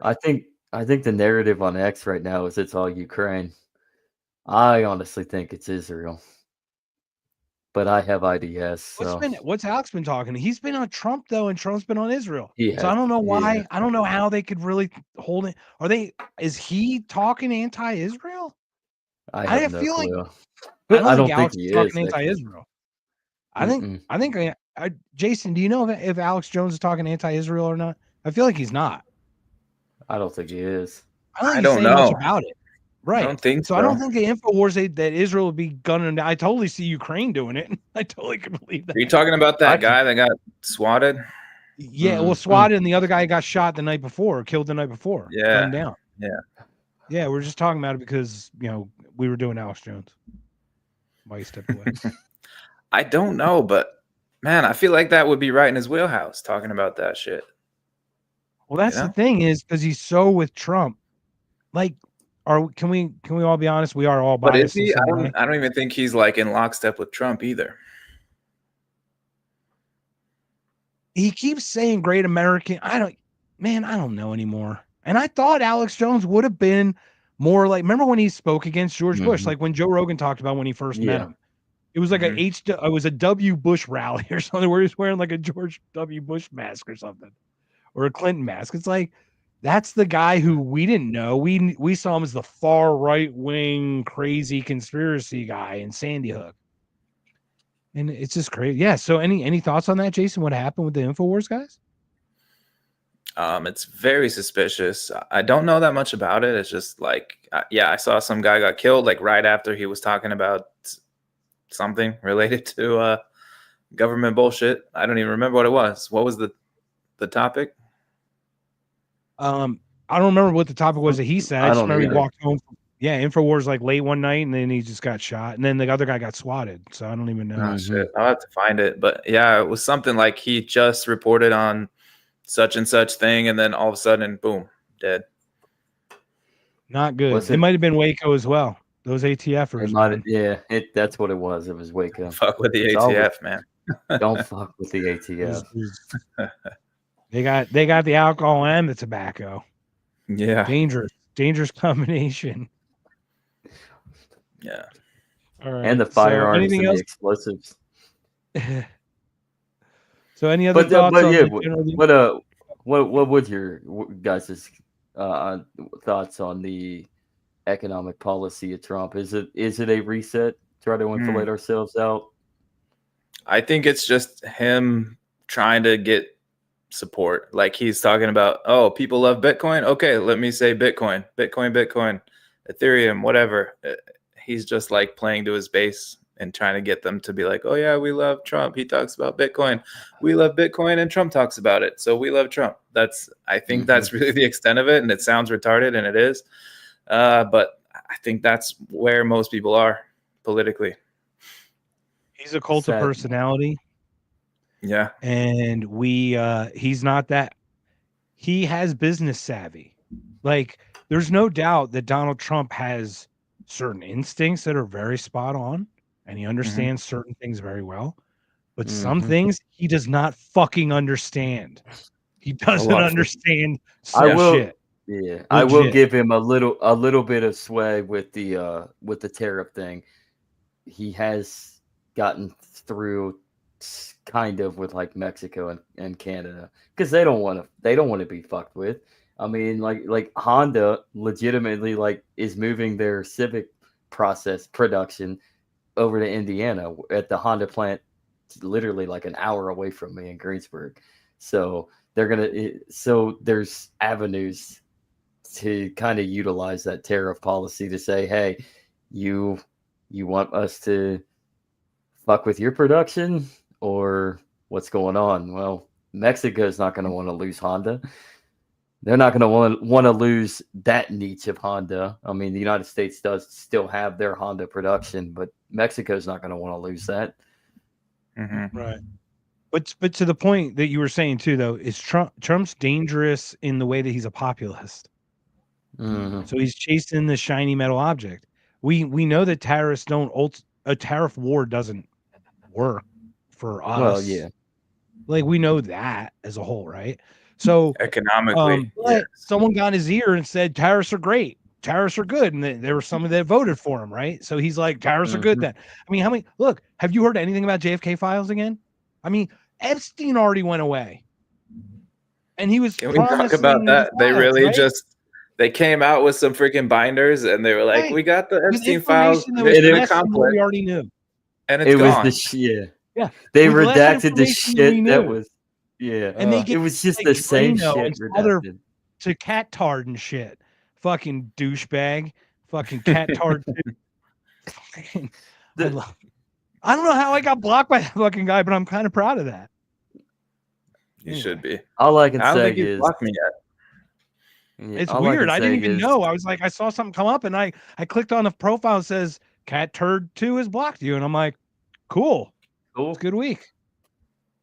You win. No, he hasn't blocked me yet. Okay. But no, it's odd because, but yeah, to your point, it's like he's not creating the deficit isn't getting smaller. So government spending is out of fucking control. He really doesn't have that much control over that, does he now? Ultimately, since Congress has the power of the purse, so he can talk all the economics he wants. He can only make it worse or less worse. I don't know if he can actually make shit better with his power, the power that he has. What are your thoughts on that? I think he remove can he remove embargoes and stuff like from country sanctions, or is that a Congress thing? I don't know. I'm curious if like just removing sanctions on everybody would just open everything up. You know? Yeah, I think he does understand that tariffs are a tool to get other countries to do what he wants them to do. Right. And it's worked right now, right? We can argue that's in some. Oh, we lost Zach. Oh, we lost Zach. Yeah, I'll wait till he gets back on. In some way, I can't add him in here. But in some way, yeah, it's kind of interesting. What's that? Did he say anything? He just no, I just lost him in the. Let me see. He gone. Yeah, I think he just froze up. But anyway, to your point, yeah, he's been using them as a tool and it's worked. But now there's starting to be some weirdy pushback, so I'm not sure. Yeah, I was actually BRB. I got kicked. Okay. Cool. Anyway, so yeah, what do you? It's just me and you. I'm very uncomfortable with this. Like the populism stuff scares me because we're seeing it seemed really popular, the Doge thing, but like, where's the Doge thing gone? Whoa, what happened to you? I'm sorry. I was just. What did you just watch something? What? Whoa. I was watching myself. I said it's just me and you. I don't know if I'm comfortable with this. And then I tried to make my eyes really big. I saw it. I was like, what the? You're like, blink twice, Jason, if I'm making you stay here. Okay, so since it's you and I right now till Zach comes back, we've got 63 people on. Thank you so much for joining us. We're talking about leadership hierarchy. Earlier we talked about Roger Ver, but next Tuesday, you and I, sir, is it 7:30 p.m. Eastern? I think we're going to do it. You and I, That's sir, right. are hosting the one and the only Kyle Anzalone of Libertarian Institute and antiwar.com and all that. Kyle Anzalone. Kyle Anzalone. So we're going to have him on. So we're really excited about that. I did speak with him with the Jacob and Sean, but I did not speak. I know you spoke with him individually, but I have not yet. So the two of us having a good time. He's great. He's just like Scott Horton. He knows freaking everything, and he'll just talk and talk and talk about the wars and everything. So yeah, it'll be good. My favorite podcasts are those because they're like, how do you talk to Scott Horton? I go, well, this is what you say. You say, hey, Scott, and then Scott says the rest. Can I tell you, like, I'm still a little bit intimidated by Scott Horton. I've met him and I've like seen so many podcasts with him. I'm still a little bit like if I had him solo, I'd be like, I don't know what to say. Right. And the thing is, he does go on his own. I feel awful because you know how I am. Like I cut in because like I gotta get a thought. I got a tangent as many times as possible. We can't have a straight conversation. Right. I have to break things because it's working perfectly fine. But that's how I work. So when I like jump in on Scott, I feel awful, but I'm also like, it was like 8 minutes, man. Yeah. So, you know, but it's not. Once again, Scott's the fucking library. I mean, he's a whole encyclopedia of everything. He really is. Of course, he should talk about that. Welcome back, Zach. I don't know what Zach's happened, back. guys. Sorry about frozen. that. I literally just like got kicked off. I'm like, what? Then it's. I looked at you. You froze, and then you just disappeared. Yeah, there was a storm going on here. I was worried that one of us would get kicked off. Yeah, I thought so too. We had some pretty nasty stuff where we were at too, Jason. We were on our side. The storm hasn't hit here yet, so we're looking at something over the weekend. So, ooh, yeah. So how do you guys deal with leadership in your lives? Do you look at it as like recommends? Obviously, your direct boss has real influence over like something you do, right? Because you don't want to piss them off. But how independent are you even in a hierarchy? I make it a point to be very independent. I leave my boss out of the loop on a lot of things, which may not be the best, but it works for me. Take it on yourself. Yeah. You take the responsibility yourself. Yeah. Okay. Yes, I very much take things on myself, probably more than I should. So I could delegate more. I could be more of like a, cooperative person, but I don't know why. I'm very independent. I'm like, I need that. I need my space. Leave me alone. I'll get the job done. I'll do more than you want, but I don't want to talk to you about it. Is it cool that your business sees that as a value in you, that you're able to do this, so they know not to fuck with you because they know what you can contribute to them? So here's where it helps me with my direct boss and my colleagues. It helps a lot because they can see it very well. But outside of that, like looking up the chain, they don't see me at all. I'm basically invisible. That's where it does not work for me. I feel the exact same way. I'm literally invisible. The only way you hear from me is when I'm not there, because that's when stuff doesn't generally run smoothly. Yeah. But I'm also at bottom of the totem pole. I'm not in any leadership position where I understand you have some kind of management position, or probably much bigger than you're willing to tell us. I'm a boss. What are your thoughts, Zach, on it? I'm lucky. So with my job, I'm in security right now, so it's very independent. And my boss, pretty much is just one of those guys that isn't stuck up your ass. He isn't that type of dude. He understands that it's security. You got to keep them as long as you can keep them, and make people happy as best as they can. Because it comes, people come and go in security. Easiest job, but doesn't always pay the bills. So, and nobody wants to be. As easy as it is, nobody wants to be a security guard. So, but for me, it's just keeping my head down. I don't have to do a whole lot. I don't have to really deal with many people.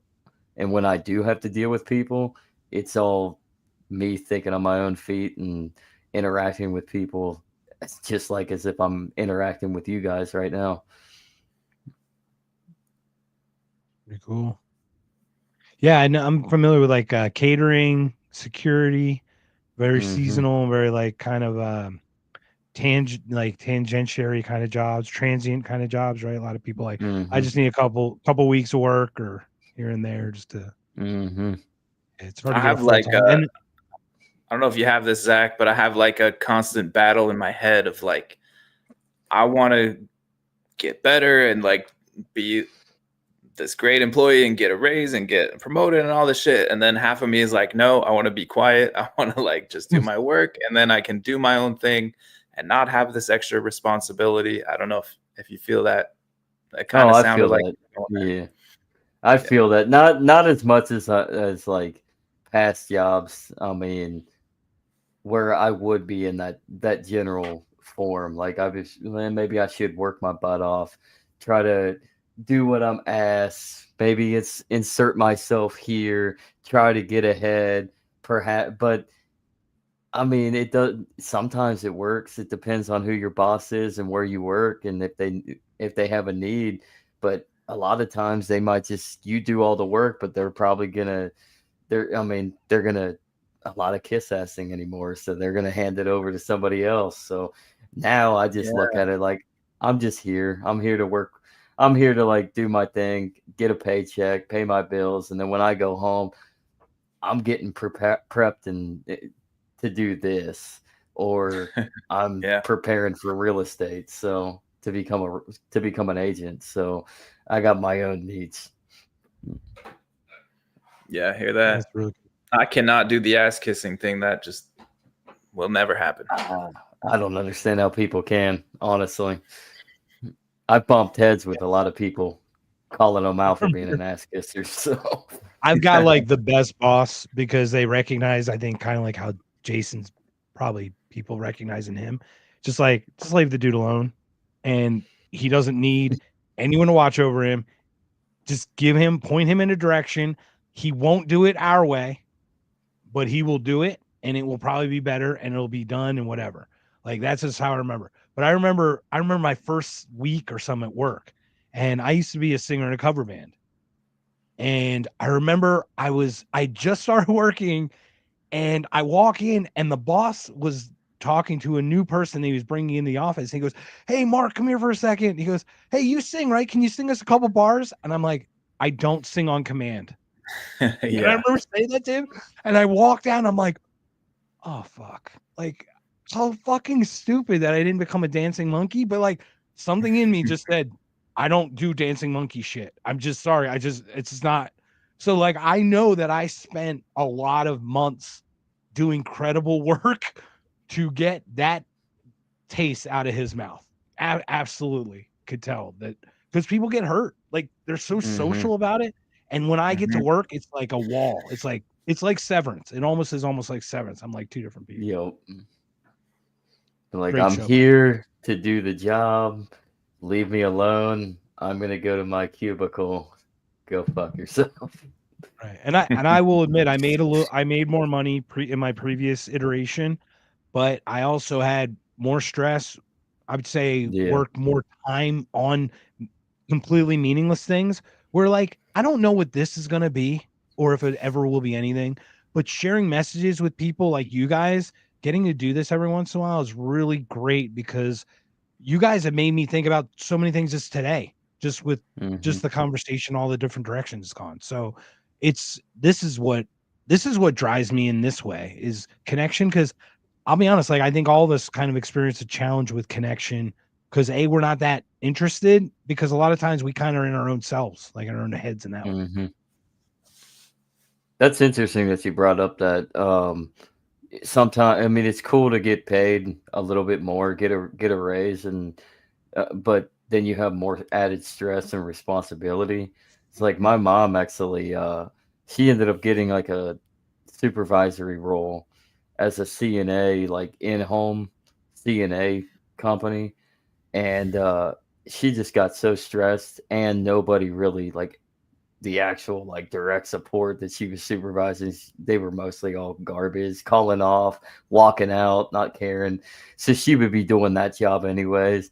The stress got so bad that she ended up she took a pay cut and demoted herself and went down to just a direct support CNA role, just so she could just do that rather than have that extra stress and responsibility. And even though she was getting paid more, like I think she went from like $20 an hour down to like 14, the equivalent. It's a big But she chunk. didn't. Yeah, but she didn't care because she was happy. I mean, she wasn't happy, but she Well, it's a soul thing, was right? happy. Trade-off. There's no solution. Like if you want if you want a little less stress, you're not going to get paid more. I'm sorry if you're. Everyone has a position and everyone has value. That's not to say anything. But if you're pushing a broom, you're not getting paid the same as the guy who's like fixing the internet. You're just not. You're just not. You're just not. So anyway. Any other thoughts, gentlemen? I know we're coming up on 2 hours, probably getting pushing on it on the time here. But there's 64 people who logged on. Thank you so much again. We had Sean, Buds in Reality. We had Andrew at AI 90 something. I don't know. AI Conan 90. Okay, cool. AI Conan 90. He We've is, got Drop he the is an Mask AI. over there. We've got Legacy Zach down here. And then I'm over here. Hey, guys, please, Drop the Mask is over here, okay? He just did his 38th episode. It's a reflection of his previous episodes. I just started watching it. Congratulations on coming this far with it already, Jason. Seriously, I've seen. I could tell right away, just the way you dedicated to it, that the improvements we're gonna have, like it's exponential improvement for sure. And Zach, I've really enjoyed your stuff because I feel like you've been consistent, but like consistent, 5 days a week, 6 days, some crazy. You're just there. Crazy. Like there's stuff that I can watch of yours all the time. So like I'm learning so much from you guys. So I just want to thank you guys for helping me grow in this way, because I'm trying to push all of us to do different things so we can grow and be better. Yeah. Now that you said that, we go live tomorrow at 11, and then then on Sunday we're recording our Monday through Wednesday episodes. So thanks for reminding me. You got work Busy, to do. Get to man. work. I can barely pull off one a week. I don't even know how we're pulling this off. Yeah, I mean, like, okay, so once again, the League of Ordinary Frens is monthly, right? So we're looking at, I think we might be looking at, I think it's gonna be April. So we're probably looking at April. Does 17th sound okay? Something like that. Probably be in that range, right before 420. Right before Dude, WrestleMania. 420. Right before 420. Yeah, WrestleMania. You know what? We should go to Vegas. Who wants to go to? You want to go to Vegas, Jason? Yeah. WrestleMania. Let's go. You want to go for real? Yeah. Okay, I'll figure it out because I'm going to St. Patty's. I'm going to Vegas for St. Patty's Day, so that'll be fun. But anyway, so like once again, Zach, tell us all the shows that you're doing. Tell us all your cool socials so we can follow you and get on your shows. Well, first off, you can follow me at legacy_ZAK. It's Legacy Zach. Me and Andrew, we do the Legacy News. It's our perspective piece of because we're the media now, and the legacy media is dying. So every Monday, Tuesday, and Wednesday, we do typically a half an hour episode. And Mondays is typically politics, something to do with politics and the news. Tuesday is usually our culture type of news that we try to talk based on, shoot the breeze on. And then Wednesday is Crypto Wednesday, so we try to stay more crypto oriented. Lately, we're doing a series following a show from 2018 called Breaking Monero. So we're diving into that. And then you can also catch me and Andrew on the World Blockchain Roundtable every Tuesday or every Thursday at 11 a.m. Eastern. It's just a round table, cool group of guys, hosted by Joe Rotes, the creator of Dragon Chain, lead developer. And I am for Amazon there, right? That's a gentleman that we see a lot, Jason. Yep. So I am is on there. We got Greg for Rivet. Litecoin Lisa, Satoshi Sean, all sorts. Sometimes Aaron Day jumps on, pops in on there. So, and then every Friday, 11 a.m. live, damn near everywhere for the Legacy Right. So, which we're going to go into Vices Are Not Crimes tomorrow. Very nice. Yeah, you said you start reading that again. Cool. Mm-hmm. Well, we got this next. I think next time we're going to try to do Andrew's thing. So he needs to take the lead on this and give us those tests so we can all take, so we can figure out what our stuff is. But I'll get him. I'll get him to send us the test or the all right, link Jason, for what do the you? test. Oh, What are we getting tested for? we're going to do like HIV. Enneagram, Myers-Briggs, and Big Five personality. I think we'd like to do that. Just kind of talk about, because like what's interesting about this is the leadership hierarchy stuff is part of it, but like knowing who you are and how you interact and stuff, like we all have uniqueness to ourselves, and I guarantee that we're going to find results in ourselves. It's like, holy crap, you're this and this, but those things seem contradictory. But for some reason, people like us can hold those two contradictory things in our heads. So it's kind of fun to see that. And like the ENTJ, right? The what's that? The big, what's a Myers-Briggs, right? And to see which ones interact. And it's funny because I will almost guarantee, and it's just, this is a loose thing because we'll figure it out. But once we take these tests, we'll figure out that I bet you Jason and I and you, Zach, have like something in ourselves that have us connect, and then something connects with Sean from some other part of it. Mm-hmm. So it's going to be fun to see how the League of Ordinary Frens came together, like just to see through that stuff. So, and then, so Jason, before we continue there, please share all your stuff, because then we've got some exciting consciously unmasked stuff to share after that. Yeah, man. Well, you mentioned my reflection episode. I've been taking some time to just look back, see where I've been. And there's a part 2 to that reflection coming soon, which might feature somebody to my left here. Somebody who's been on Drop the Mask himself. So, yeah, it's going to be great. I'm looking back, like Sean was talking about, I've been caught up too much in politics, and I really want to get back to my original idea that pulled me into it, which is kind of taking a step up, looking at it from a balcony view. Why are people doing things? Talking about psychology, talking about sociology, just human behavior, and not really focusing on what's happening within the day-to-day, because so many people do that. I don't want to keep up on it. I don't have the energy. I don't have the time. So anyway, please go follow me. Drop the Mask Pod on X. Find me on Rumble, YouTube, anywhere you get your podcasts. And go to my locals channel, dropthemaskpod.locals.com. Some bonuses in there that you'll only find on my locals channel. It's free, but if you want to subscribe, that does help. That's it. Follow at Drop the Mask Pod. Follow at Legacy_Zach. What's cool is, once again, we've talked about this, and this last month has been crazy amazing for just this collaboration with all of us, but specifically with you, Jason, just because we've done more of them, obviously. But we're on episode 8 or 9 or something already, and it's Consciously Unmasked. And like I said, the last 90 days, just Rumble views, I had a total of 2,200, but the last 30 of those was 1,200. So it just speaks to, I've quadrupled or something just with the collaborations that we've done here. We've pushed each other and all of us to do these things that are uncomfortable. Like Jason, we talk about like being a little more improvisational, right? We talk about improv and stuff like that. It's not that you can't do it. It's just something you're not comfortable with doing. And I have to get better, to your point, at the listening and pausing or waiting, reflect, those types of things. Processing. Did I say that? Oh. What's that? Did I say that? And did I say that? Yes. But anyway, so we have this cool thing. So to that extent, please follow the three of us. Please follow at Buds in Reality as well. Follow AI Conan 90.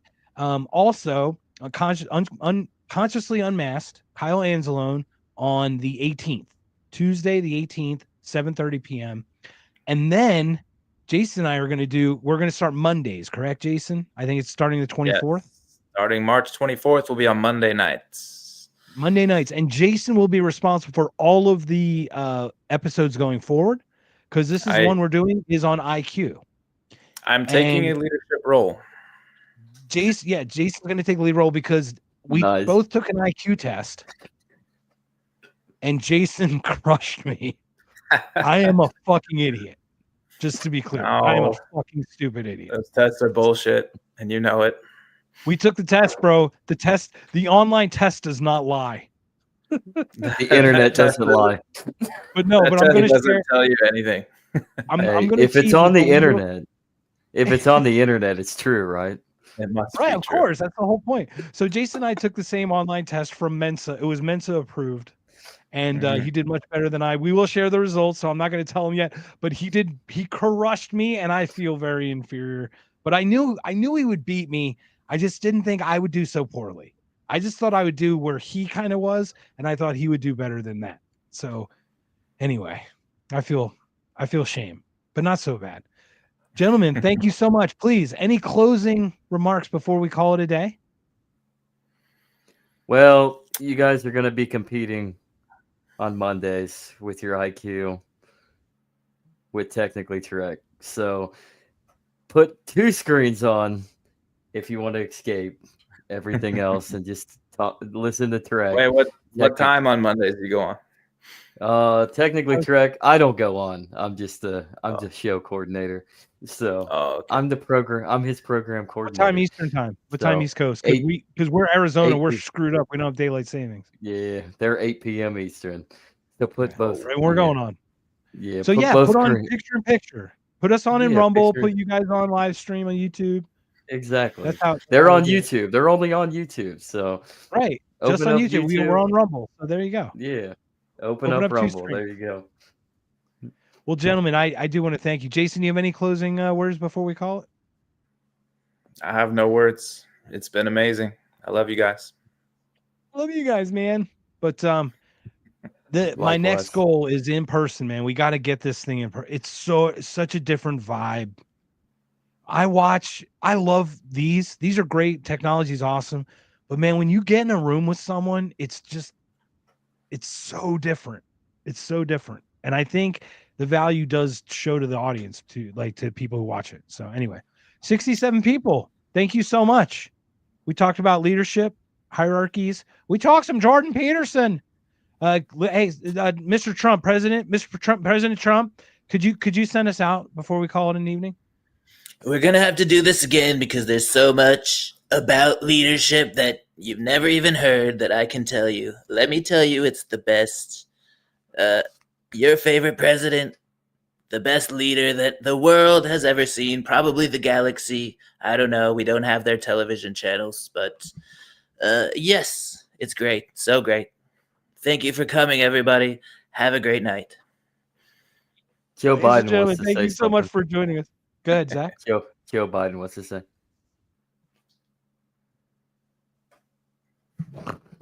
That's great. I just shit my pants. That's correct.